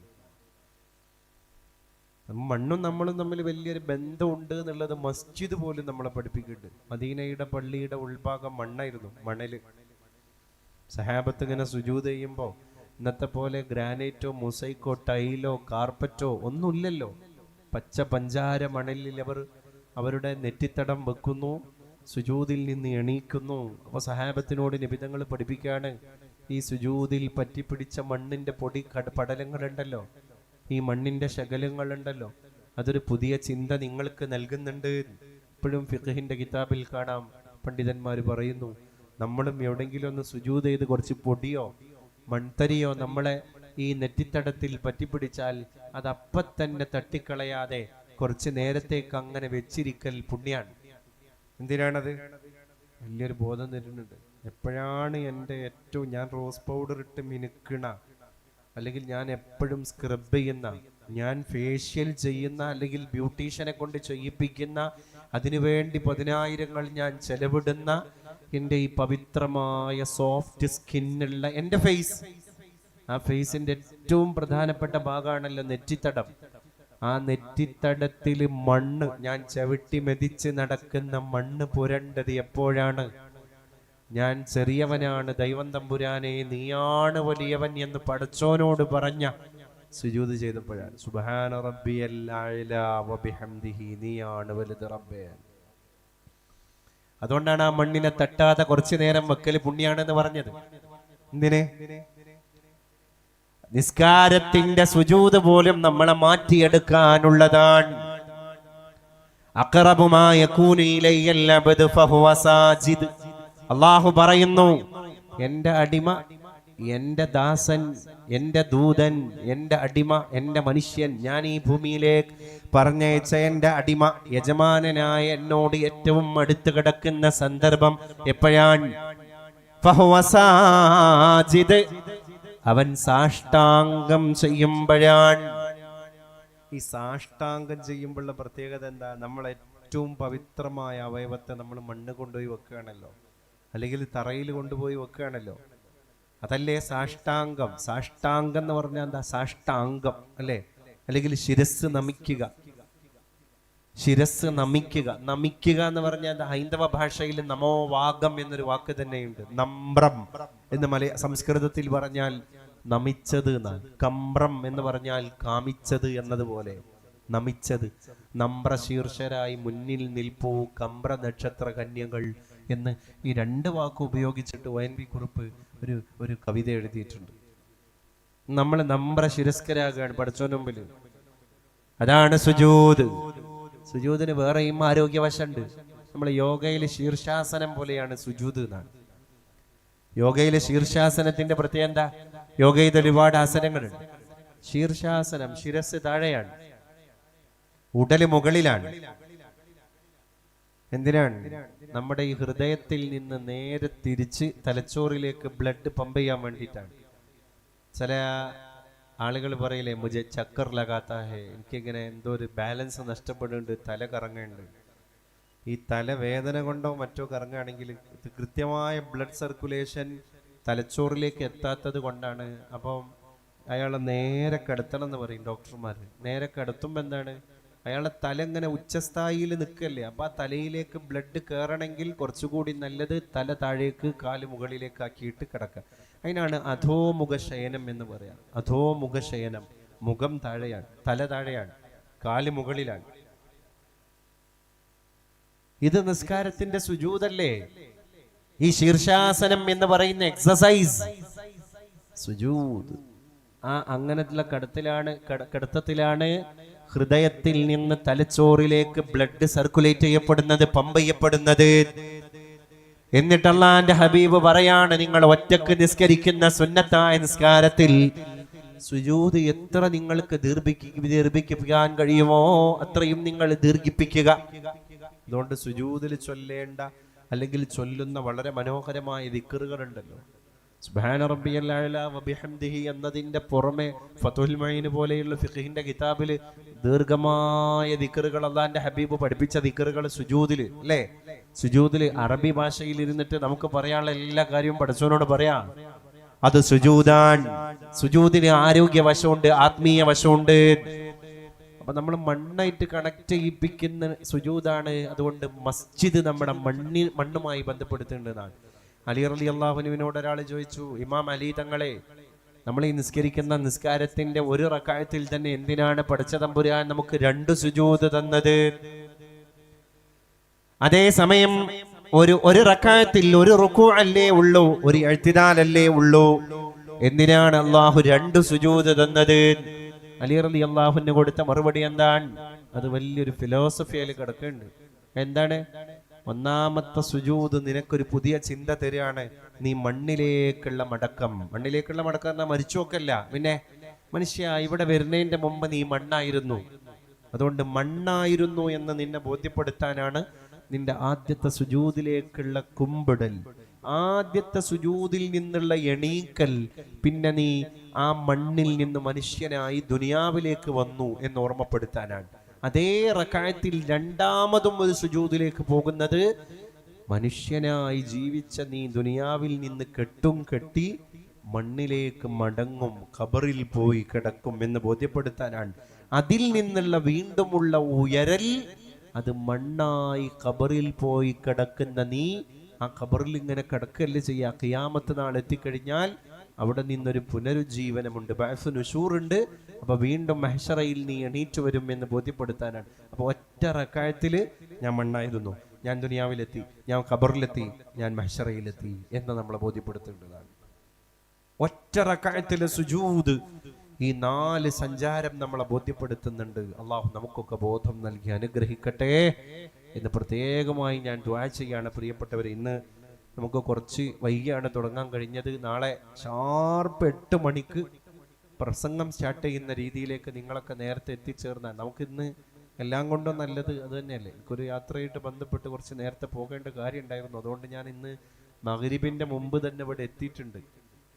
പക്ഷേ നമുക്കൊരു പഴയ കാലത്തെ ഒരു വാർപ്പ് രീതി ഉണ്ടായതുകൊണ്ട് നമുക്ക് സമയത്തെ എത്താൻ കഴിയുള്ളൂ. കാരണം നോട്ടീസിലും അങ്ങനെ തന്നെ കൊടുക്കും ചെയ്തു. അപ്പോൾ നമുക്ക് ഇൻഷാ അല്ലാഹ് വരും വർഷങ്ങളിലൊക്കെ നമുക്ക് പരിപാടികൾ ഒരു 8 മണിക്ക് സ്റ്റാർട്ട് ചെയ്ത് എല്ലാം കഴിയും 9:45 കൂടെ കഴിഞ്ഞ് 10 മണിക്ക് നമ്മൾ തിരിച്ചിങ്ങനെ പോകണം. ആ ഒരു കണ്ടീഷനിൽ എത്തിയാൽ ആർക്കും ഒരു ബുദ്ധിമുട്ടും പ്രയാസവും ഒന്നും ഉണ്ടാവില്ല ഇൻഷാ അല്ലാഹ്. പണ്ടൊക്കെ പാതിരാവായതുകൾ എന്ന് പറഞ്ഞാൽ അന്നത്തെ സാഹചര്യങ്ങൾ അങ്ങനെയായിരുന്നു. ഇന്ന് മൊത്തം സാഹചര്യങ്ങൾ മാറി. അപ്പം അതുകൊണ്ട് ഇൻഷാ അല്ലാഹ് കുറച്ചുകൂടി നമുക്ക് നമ്മുടെ ദീനിൻ്റെ മജ്‌ലിസുകളൊക്കെ ആ രീതിയിൽ നേരത്തെ തുടങ്ങി നേരത്തെ പര്യവസാനിക്കുന്ന രീതിയിലേക്ക് കൊണ്ടുവരാൻ ഓഡിയൻസിന്, കമ്മിറ്റിക്കാരെല്ലാത്തിനും റെഡിയാണ്. പക്ഷെ ആള് വരണ്ടേ, ആള് എത്തിക്കഴിഞ്ഞാലല്ലേ നമുക്കിതൊക്കെ പങ്ക്ച്വാലിറ്റിയോട് കൂടെ ചെയ്യാൻ പറ്റുള്ളൂ. അതുകൊണ്ടാണ് ഞാൻ നിങ്ങളോട് ഈ കാര്യം പറഞ്ഞത്. ഇൻഷാ അല്ലാഹ് നമ്മളെ ഈ ഇങ്ങനെയുള്ള പരിപാടികൾ ഇത് ഞാൻ പറഞ്ഞ ഒരു ഗ്രാമോത്സവം പോലെയാണ് നമ്മളെ നാട് കൊണ്ടാടുന്നത്. പല സുഹൃത്തുക്കളും വിദേശത്ത് നിന്ന് ഈ പരിപാടിക്ക് മാത്രം ലാക്കാക്കി വന്നവരും ഇതിനോട് ചേർന്ന് നിന്നവരൊക്കെ ഉണ്ട്. അപ്പൊ ഇൻഷാ അല്ലാഹ് അതേപോലെ തന്നെ നമ്മുടെ ഇന്നലെ സ്ത്രീകളെ ഈ ഒരു വിരുന്നില്, കുടുംബ സന്ദർശനത്തില്, ഇവിടെ നിന്ന് കല്യാണം കഴിച്ച് വേറെ നാട്ടിലേക്ക് പോയ നമ്മുടെ നാടിന്റെ സ്വന്തം സന്തതികള്, ആ പുത്രിമാരൊക്കെ ഇവിടെ വന്ന് സ്വന്തം നാടിനോടും ഗ്രാമത്തോടും സ്വന്തം മതത്തോടൊക്കെ ഉള്ള അവരുടേതായ കടപ്പാടുകൾ അറിയിച്ച് അവരിൽ തന്നെ അവരുടെ അവിടുത്തെ കുടുംബങ്ങളിൽ നിന്നുള്ള സംബന്ധങ്ങളും ബന്ധങ്ങളെയൊക്കെ കൊണ്ടുവന്ന് സ്വന്തം നാടിനെയും സ്വന്തം ഗ്രാമത്തെയൊക്കെ പരിചയപ്പെടുത്തി ഈ കൂടിയാടലിലൊക്കെ തന്നെയാണ് നമ്മുടെ ഈ ഊഷ്മളമായ സ്നേഹബന്ധം എന്നൊക്കെ പറയുന്നത്. അതിന് ഒരു പരിക്കും പറ്റാതെ, അതിന് ഒരു ഡാമേജും സംഭവിക്കാതെ നമ്മൾ അതിനെങ്ങനെ കാത്ത് സൂക്ഷിച്ചു കൊണ്ടുപോകണം. ഈ നാട് അതിൻ്റെ ഒരു മുഖമുദ്ര കൂടിയാണ്. ഇൻഷാ അല്ലാഹ് നമുക്കൊക്കെ ഏറ്റെടുക്കാൻ കഴിയും, നമ്മുടെ സംഗതികളൊക്കെ നമുക്ക് വിജയിപ്പിക്കാൻ കഴിയും.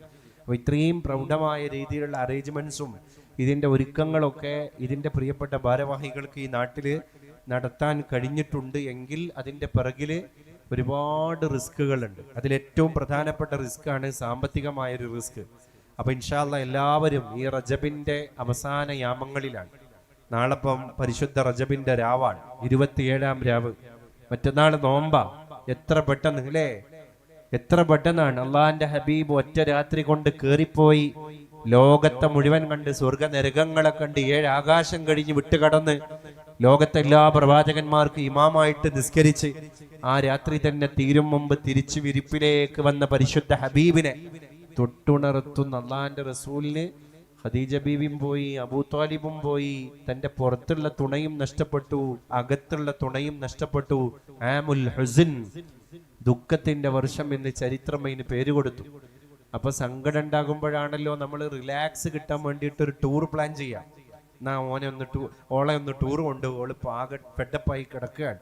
അങ്ങനെ അള്ളാഹിന്റെ ഹബീബിനെയും അള്ളാഹു തആല തന്നിലേക്ക് ടൂർ കൊണ്ടുപോയി. ഇസ്റാ മിഅ്റാജിന്റെ രാത്രി. സുബ്ഹാനല്ലദി അസ്റാ ബിഅബ്ദിഹി ലൈലം മിനൽ മസ്ജിദിൽ ഹറാമി ഇലൽ മസ്ജിദിൽ അഖ്സ അല്ലദി ബാറക്നാ ഹൗലഹു ലിനുരിയഹു മിൻ ആയാതിനാ ഇന്നഹു ഹുവസ് സമീഉൽ ബസീർ. അല്ലേ അല്ലാഹു പറയാണ്. അപ്പം അള്ളാഹുവിന്റെ അടുക്കലേക്കാണ് പരിശുദ്ധ ഹബീബിനെ കൊണ്ടുപോകുന്നത്. ആ ഇസ്റാ മിഅ്റാജ് ലോക ചരിത്രത്തെ മാറ്റിമറിച്ച രാത്രിയാണ്. ആ രാത്രി റജബിലാണ്. ആ രാത്രിയുടെ തൊട്ടടുത്ത് എത്തി നിൽക്കുക നമ്മൾ. അപ്പം നമ്മളെ ദാനങ്ങളൊക്കെ നല്ല നീയത്തോടു കൂടെ, പ്രത്യേകിച്ച് നമ്മളിൽ നിന്ന് വിട്ടുപിരിഞ്ഞവർ ഖബറിൽ കിടക്കുകയാണ്, അവരെ ലാക്കാക്കി അവരെ നീയത്താക്കിയിട്ട് നമ്മൾ കൊടുക്കണം. ഇപ്പം ഈ മസ്ജിദ് ഇങ്ങനെ പ്രൗഢമായി ഉയർന്നു നിൽക്കുമ്പോഴും നമ്മളെ കർമ്മമണ്ഡലങ്ങളിൽ നമുക്ക് കരുത്ത് പകർന്ന ഈ ആത്മീയ ചൈതന്യങ്ങൾക്ക് ശിലപാകി ഇതിൻ്റെ ധീരരായ ഭാരവാഹികളും ഇതിനൊത്താശ ചെയ്തവരൊക്കെ ആയ കുറേ ആൾക്കാർ നമ്മളെ ഖബർസ്ഥാനിൽ കിടക്കുക, നമ്മളെ തറവാട് പള്ളികളിൽ പോയി കിടക്കുന്നുണ്ട്. അവരെ നമ്മൾ ഓർക്കണം ഈ നിമിഷം, അല്ലേ? അവർ തന്ന പച്ചപ്പ് കൊണ്ടാണ് നമ്മൾ ഊർജം സംഭരിച്ചത്. ഇന്ന് അൽഹംദുലില്ലാ നമ്മുടെ അടുത്ത ജനറേഷൻ ഇങ്ങനെയുള്ള പാരമ്പര്യം നമ്മളിൽ കണ്ടിട്ട് അവർ നമ്മളിൽ നിന്നൊരു പുതിയ ചാപ്റ്റർ പഠിക്കട്ടെ. എന്താ? ഞങ്ങളെ ഉപ്പയും ഉമ്മയും ഞങ്ങളെ സിബ്ലിങ്സും ഞങ്ങളെ ബ്രദേഴ്സും സിസ്റ്റേഴ്സും ഒക്കെ ഞങ്ങളെ പഠിപ്പിച്ചു. അവർ വലിയൊരു കുടുംബ സംഘമൊക്കെ വെച്ചു, സ്ത്രീകൾക്ക് പ്രത്യേക സന്ദർശനം പള്ളിയിൽ വെച്ചു. അവർ പള്ളിയുടെ ഉദ്ഘാടന പരിപാടിയൊക്കെ ഭയങ്കര ചടങ്ങാക്കി മാറ്റി. അവര് യുദ്ധകാലാടിസ്ഥാനത്തിൽ ഈ പള്ളിയുടെ പണി പൂർത്തീകരിച്ചു. ഇപ്പൊ നോക്കൂ നിങ്ങൾ, ഇനിയിപ്പോ നമുക്ക് മേൽഭാഗം കൂടി അതിന്റെ ഫിനിഷിംഗ് വർക്കുകൾ നടത്തി കഴിഞ്ഞാൽ യഥേഷ്ട സൗകര്യമായി. ഇപ്പൊ താഴെ തന്നെ ഒരു സൊഫിൽ 10-25 ആള് കൊള്ളുന്ന രീതിയിൽ 10ഓളം, ഒരു 9 സൊഫ് താഴെ തന്നെ നമുക്ക് അത്യാവശ്യം വളരെ നല്ല വിശാലമായ സൗകര്യം ഈ പഴയ കാലത്തെ കൊച്ചുപള്ളിയിൽ നമുക്ക് ചെയ്യാൻ പറ്റി. ഇതിപ്പോ ഒരു മസ്ജിദുൽ ജാമിയാണ്. അപ്പൊ ആ ഉയർച്ചകളൊക്കെ നമ്മുടെ കൂടി ഉയർച്ചയാണ്. അത് നമ്മളെ മക്കള് കാണട്ടെ, പഠിക്കട്ടെ, ഇതൊക്കെ കാണിച്ചു കൊടുത്ത് ചെയ്യേണ്ടിയല്ലേ? അല്ലേ? മലബാറിലൊക്കെ നമ്മൾ നനച്ചുകുളി ചെയ്യൽ എങ്ങനെ കാണിച്ചു കൊടുത്തിട്ടാണ്.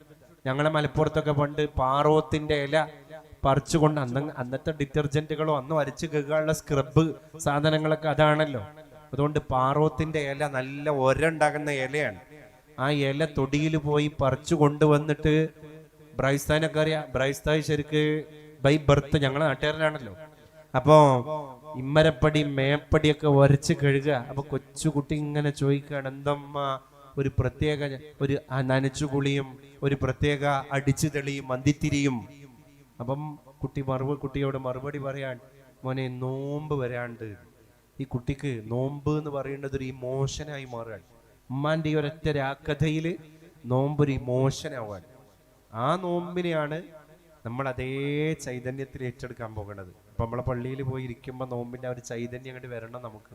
നമ്മൾ മറ്റൊരാളാവും, ഈ പ്രപഞ്ചം തന്നെ മാറില്ലേ? ഇപ്പൊ റമദാന്റെ ശവ്വാലിന്റെ മാസാണ്ട് കണ്ടുനോക്ക്. നമ്മൾ അന്ന് രാത്രിയോട് കൂടെ നമ്മളെ വീട്ടിന്റെ എൻവിയോൺമെന്റ് മൊത്തം മാറിയില്ലേ? അത്താഴത്തിന് എണീക്കുന്നു, കുറെ പട്ടിണി കിടക്കുന്നു, എല്ലാവരും ഖുർആൻ ഓതുന്നു, സ്വതക്കനെ പറ്റി ചിന്തിക്കുന്നു. എൻ്റെ അഖിലുകാരിൽ ഏറ്റവും കൂടുതൽ നീടുള്ള ആളാരാണ്, എന്താണ് ഞാൻ അയാൾക്ക് എത്തിക്കേണ്ടത്, ഞാൻ അയാളെ എങ്ങനെ അപ്ലിഫ്റ്റ് ചെയ്യണം, ഞാൻ അയാളെ എങ്ങനെ ഡെവലപ്പ് ചെയ്യണം, എൻ്റെ നാട്ടിൽ എവിടെയൊക്കെ ഞാൻ റിലീഫ് കൊടുക്കണം, എത്ര പാവങ്ങളെ ഞാൻ സഹായിക്കണം. സക്കാത്തിനെ പറ്റി ആലോചിക്കുകയാണ്, നിസ്കാരത്തെ പറ്റി ആലോചിക്കുകയാണ്. പട്ടിണി ഒരു മനുഷ്യന്റെ പുഞ്ചിരിയുടെ രൂപത്തിൽ വിരുന്നു വരികയാണ് അല്ലേ. നമ്മൾ എത്ര മാറുകയാണ്. ആ മാറ്റത്തിലേക്കുള്ള ഒരു തൗത്തിയത്ത്, ഒരു കാലെടുത്ത് വെക്കലാണ് ഈ റജബ് വിട പറയാൻ നിൽക്കുന്ന അവസാന മുഹൂർത്തത്തിൽ ഇപ്പൊ നമ്മൾ ചെയ്തുകൊണ്ടിരിക്കുന്ന ഈ നന്മ. ഈ ഒരൊറ്റ നന്മ മതിയാകും അള്ളാഹു നമ്മളെ 2 ലോകത്ത് രക്ഷപ്പെടുത്താൻ. പടച്ച റബ്ബ് നമ്മളെ രക്ഷപ്പെടുത്തട്ടെ. അതുകൊണ്ട് അകം തട്ടി നിങ്ങൾ ആമീൻ പറയാ. ഞാൻ ദുആയിലേക്ക് കടക്കുകയാണ് ഇൻഷാ അള്ളാഹ്. പ്രിയപ്പെട്ടവരെ, ബക്കറ്റുമായിട്ട് നമ്മളെ സംഘാടകർ നിങ്ങളെ സമീപിക്കാൻ എല്ലാവരും നല്ല നീയത്തിൽ ഇൻഷാ അള്ളാഹ്. എൻ്റെ കൽബിൽ നിന്ന് ഇത്ര കാലം ഹാസിലാവാതെ കിടക്കണ മുറാദുണ്ടെങ്കിൽ റബ്ബെ, ഈ റജബിൻ്റെ അവസാന യാമങ്ങളിലെ ഈ മസ്ജിദ് നിന്റെ മുമ്പിലേക്ക് സമർപ്പിക്കാൻ പാണക്കാട്ട് തങ്ങൾ വരുന്നതിൻ്റെ തൊട്ട് മുമ്പ് 2 ദിവസം മുമ്പുള്ള അള്ളാഹുവേ ഇൽമിൻ്റെ മജ്ലിസിൽ ഞാൻ കൊടുത്ത സദഖ കൊണ്ട് നീ എൻ്റെ മുറാദുകൾ ഹാസിലാക്കണേ റബ്ബേ എന്നുള്ള നല്ലൊരു നിയത്ത് വെച്ച് നമ്മളെല്ലാവരും കാര്യമായി സഹായിക്കുക. വരും ദിവസങ്ങളിലും നിങ്ങൾ സഹായിക്കുക. നിങ്ങളെ രഹസ്യവും പരസ്യമൊക്കെ ആയിട്ടുള്ള എല്ലാ കാര്യങ്ങളും നിങ്ങൾ പടച്ച റബ്ബിനോട് പറയാ. ഇൻഷാ അല്ലാഹ് നമുക്ക് ചെയ്യാൻ പറ്റുന്ന അത്ര മാക്സിമം നമ്മൾ കമ്മിറ്റിയെ ഹെൽപ്പ് ചെയ്യണം, ഈ മസ്ജിദിനെ സഹായിക്കണം, ഈ പരിപാടിയെ സഹായിക്കണം എന്ന് മാത്രമാണ് ഈ വൈകിയ വേളയിൽ എനിക്ക് ഓർമ്മപ്പെടുത്താനുള്ളത്. അള്ളാഹു എല്ലാവരുടെയും സഹായങ്ങളെ, എല്ലാവരുടെയും സ്വതക്കകളെ പരിശുദ്ധ റബ്ബ് തമ്പുരാൻ നമ്മളിൽ നിന്ന് സ്വീകരിച്ച് അനുഗ്രഹിക്കട്ടെ എന്ന് കൂടി ദുആ ചെയ്യാണ്. ഞാൻ ദുആയിലേക്ക് കടക്കുന്നു. നിങ്ങളൊക്കെ വളരെ ആത്മാർത്ഥമായിട്ട് ആമീൻ പറയാം. അള്ളാഹു സ്വീകരിക്കട്ടെ. അൽഹംദുലില്ലാഹി റബ്ബിൽ ആലമീൻ. اللهم صل وسلم وبارك على سيدنا وحبيبنا محمد بن عبد الله إمام المتقين محبوب رب المشرقين والمغربين يا رب العالمين.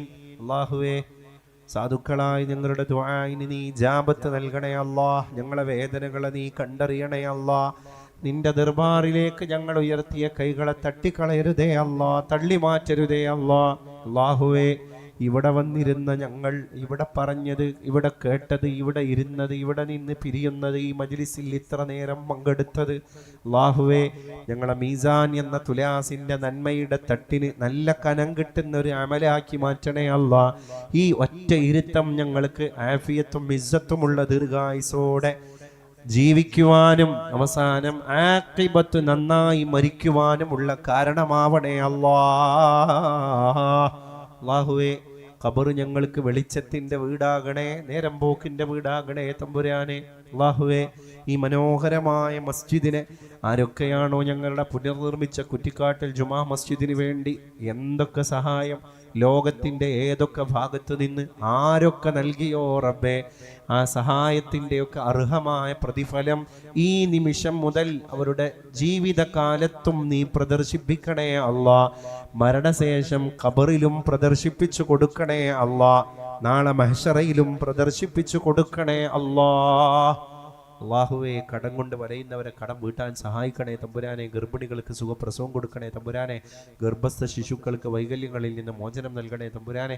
ഇങ്ങനെ ഒരു പരിപാടിക്ക് വേണ്ടി അഹോരാത്രം കഷ്ടപ്പെട്ട് ഓടിച്ചാടി നടന്ന ഇതിൻ്റെ കമ്മിറ്റി ഭാരവാഹികളുണ്ട്, ഇതിൻ്റെ ഒത്താശ ചെയ്ത ഉസ്താദുമാരുണ്ട്, ഇതിന് നല്ല രീതിയിൽ വെൽ വിഷേഴ്സായിട്ട്, ബാക്ക് ബോണുകളായിട്ട്, സപ്പോർട്ടേഴ്സായിട്ട് നിന്ന ഒരുപാട് പ്രവർത്തകരുണ്ട്.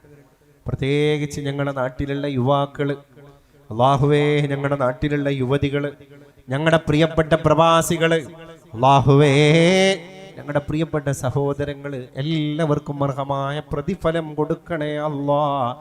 എത്രത്തോളം എന്ന് വെച്ചാൽ ഞങ്ങളുടെ പ്രിയപ്പെട്ട സഹോദര മതസ്ഥർ, അല്ലാഹുവേ തമ്പുരാനെ, മസ്ജിദിന്റെ ഓരോ പരിപാടികൾക്കും അവരുടേതായ പിന്തുണ നൽകി ഞങ്ങളോട് കൂടെ നിന്നു. കഴിഞ്ഞ കാലങ്ങളിൽ അവരെ അച്ഛനമ്മമാര് അത് അങ്ങനെ കൂടെ നിന്ന് കാണിച്ച് തന്നതാണ് ഈ നാട്ടില്.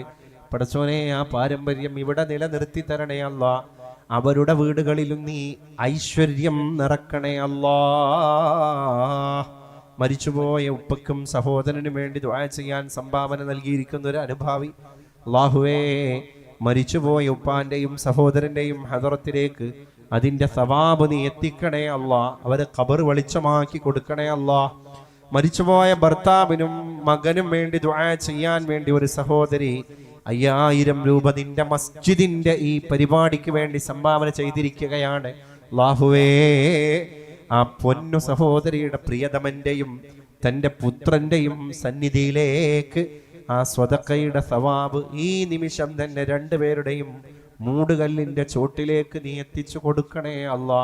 അത് കിട്ടി ഇന്ന് രാത്രി തന്നെ ഇരുവരും സന്തോഷിക്കണേ അല്ലാ. ഒരു പേര് പറയാൻ ആഗ്രഹിക്കാത്ത സഹോദരി മരണപ്പെട്ടു പോയ ഉമ്മാക്കും ഉപ്പാക്കും 2 കുട്ടികൾക്കും വേണ്ടി ദുആ ചെയ്യാൻ 10000 രൂപ സംഭാവന. അല്ലാഹുവേ, ആ സഹോദരിമാരെ ഓർത്തിട്ട് ഞങ്ങൾ ഇങ്ങനെ അഭിമാനം കൊള്ളുവാൻ. ഈ സഹോദരി തന്നെ നോക്കൂ, നിങ്ങൾ തൻ്റെ മുമ്പിൽ തൻ്റെ നാട്ടിൽ നല്ലൊരു എൽമിൻ്റെ മജ്‌ലിസ് കിട്ടിയപ്പോൾ ആദ്യം 10000 രൂപ മസ്ജിദിന് കൊടുത്തിട്ട് ഓർത്തത് ആരെയാണ്? തന്നിൽ നിന്ന് വിട പറഞ്ഞു പോയ ഉമ്മാനെ ഓർത്തു, ഉപ്പാനെ ഓർത്തു, തൻ്റെ മക്കൾക്ക് വേണ്ടി ദുആ ചെയ്യാൻ പറഞ്ഞു. പടച്ചോനെ, മരിച്ചുപോയ അവരുടെ കുടുംബത്തിൽ നിന്ന് മരിച്ചുപോയവർക്ക് മഗ്ഫിറത്ത് കൊടുക്കണേ അല്ലാ. ജീവിച്ചിരിക്കുന്നവർക്ക് ഇസ്സത്തുള്ള ആഫിയത്തുള്ള ദീർഘായുസ് കൊടുക്കണേ അല്ലാ. ആ സഹോദരിയുടെയും സ്വതക്ക നീ 2 ലോകത്തേക്കുമുള്ള മുതൽക്കൂട്ടാക്കി കബൂലാക്കണേ അല്ലാ. അങ്ങനെ എത്ര ആളുകൾ ഞങ്ങളോട് ഓരം ചേർന്ന് നിന്ന് ഞങ്ങളോട് കൂടെ സപ്പോർട്ട് ചെയ്ത് നിന്നു. റബ്ബേ, ഞങ്ങളൊക്കെ നീ കാത്തു രക്ഷിക്കണേ തമ്പുരാനെ, രക്ഷപ്പെടുത്തണേ അല്ലാ. ഞങ്ങളെ ശരീരത്തിൻ്റെ അകത്തോ പുറത്തോ ഏതെങ്കിലും രോഗത്തിൻ്റെ വൈറസ് ഉണ്ടെങ്കിൽ ഇവിടെ വെച്ച് ഈ പരിശുദ്ധ റജബിൻ്റെ ഹക്ക് കൊണ്ട്, പരിശുദ്ധ മസ്ജിദിൻ്റെ ഹുർമത്ത് കൊണ്ട്, ഈ മജ്‌ലിസിൻ്റെ കശ്ഫ് കൊണ്ട് അല്ലാഹുവേ നീ കരിച്ചു കളയണേ തമ്പുരാനെ. ആശുപത്രി ബെഡുകളെ കൊണ്ട് ഞങ്ങളെ പരീക്ഷിക്കല്ലേ തമ്പുരാനെ. ഞങ്ങൾ ചെയ്തു പോയ എല്ലാ തെറ്റുകുറ്റങ്ങളെയും നീ മായ്ച്ചു നൽകണേ റബ്ബേ. റമളാനിന് വേണ്ടി മാനസികമായി ശാരീരികമായി ഒരുങ്ങാനുള്ള പ്രാപ്തി തൗഫീഖ് നീ ഞങ്ങൾക്ക് നൽകണേ അല്ലാ. റമളാനിനെ ഞങ്ങളിലേക്കും ഞങ്ങളെ റമളാനിലേക്കും ആഫിയത്തോടു കൂടെ അമൽ ചെയ്യാനുള്ള തൗഫീഖോട് കൂടെ നീ എത്തിക്കണേ തമ്പുരാനെ. ചൊനേ ഞങ്ങളിൽ നിന്ന് വിട പറഞ്ഞു പോയ ഞങ്ങളുടെ ഉമ്മ ഉപ്പമാർ, ഞങ്ങൾക്ക് വേണ്ടപ്പെട്ട എല്ലാ ആളുകളുടെയും ഖബറിലേക്ക് ഈ ദുആഉം ഞങ്ങൾ ഈ ചെയ്ത നന്മകൾ മുഴുവൻ നീ എത്തിച്ചു കൊടുക്കണേ തമ്പുരാനെ. അത് കിട്ടിയവർ സന്തോഷിക്കണേ അല്ലാ. അവരുടെ ഖബറിൽ നിന്ന് അദാബിനെ ഉയർത്തണേ അല്ലാ. ഞങ്ങളെ തലക്ക് മുകളിൽ ഏതെങ്കിലും സിഹറോ ഐനോ ലിസാനോ ഉണ്ടെങ്കിൽ ഇവിടെ വെച്ച് നീ അത് ബാത്തിലാക്കണേ തമ്പുരാനെ. ഞങ്ങളുമായി ബന്ധപ്പെട്ട് ഒരുപാട് ആളുകൾ ദുആ ചെയ്യാൻ പറഞ്ഞിട്ടുണ്ട്. മക്കളെ കല്യാണം മുന്നിൽ നിൽക്കുന്ന രക്ഷിതാക്കളുണ്ട്. നീ എത്രയും പെട്ടെന്ന് റാഹത്താക്കി കൊടുക്കണേ അല്ലാ. വിവാഹപ്രായമെത്തിയ ആണിനും പെണ്ണിനും കുഫുവത്ത ബന്ധം നീ അടുപ്പിച്ചു കൊടുക്കണേ അല്ലാ. ഞങ്ങളെ പ്രിയപ്പെട്ട പ്രവാസി സുഹൃത്തുക്കൾക്ക് ജോലിയിൽ ഖൈറു ബർക്കത്ത് കൊടുക്കണേ അല്ലാ. ഞങ്ങളെ പരീക്ഷ എഴുതാൻ പോകുന്ന കുട്ടികൾക്ക് അല്ലാഹുവേ ഉന്നത വിജയം കൊടുക്കണേ അല്ലാ. മറവിയിൽ നിന്ന് അല്ലാഹുവേ കാവൽ നൽകണേ തമ്പുരാനെ. പഠിച്ചോനെ, ഈ പരിപാടിക്ക് വേണ്ടി നെടുനായകത്വം വഹിക്കുന്ന കാരണന്മാർ, യുവാക്കൾ അർഹമായ പ്രതിഫലം നീ കൊടുക്കണേ അല്ലാ. അല്ലാഹുമ്മ റബ്ബനാ ആതിനാ ഖൈറദ് ദുനിയാ വഖൈറൽ ആഖിറ വസ്രിഫ് അന്നാ ശർറഹുമാ യാ റബ്ബൽ ആലമീൻ. ഞങ്ങൾക്ക് ഭക്ഷണം തന്ന വീട്ടുകാർക്ക് സ്വർഗീയ ഭക്ഷണം നീ കഴിപ്പിക്കണേ അല്ലാ. അവരെ കുടുംബത്തിൽ നിന്ന് വിട പറഞ്ഞു പോയ പ്രിയപ്പെട്ട അഷ്റഫ് ഹാജിയുടെയും ജ്യേഷ്ഠന്റെയും ഒക്കെ പൊന്നുമ്മ കഴിഞ്ഞ വർഷമാണ് വിട പറഞ്ഞത്. ഖബർ സ്വർഗമാക്കി കൊടുക്കണേ അല്ലാ. ഞങ്ങളെ മാതാപിതാക്കളുടെ ഖബറുകളെ നീ സ്വർഗമാക്കണേ അല്ലാ. ربنا تقبل منا إنك أنت السميع العليم وتب علينا إنك أنت التواب الرحيم. اللهم اغفر لحينا وميتنا يا غافر المذنبين. آمين آمين آمين برحمتك يا أرحم الراحمين. صلى الله تعالى وسلم على خير خلقه سيدنا محمد وآله وصحبه أجمعين. سبحان ربك رب العزة عما يصفون وسلام على المرسلين والحمد لله رب العالمين. أوصيكم بالدعاء. السلام عليكم ورحمة الله.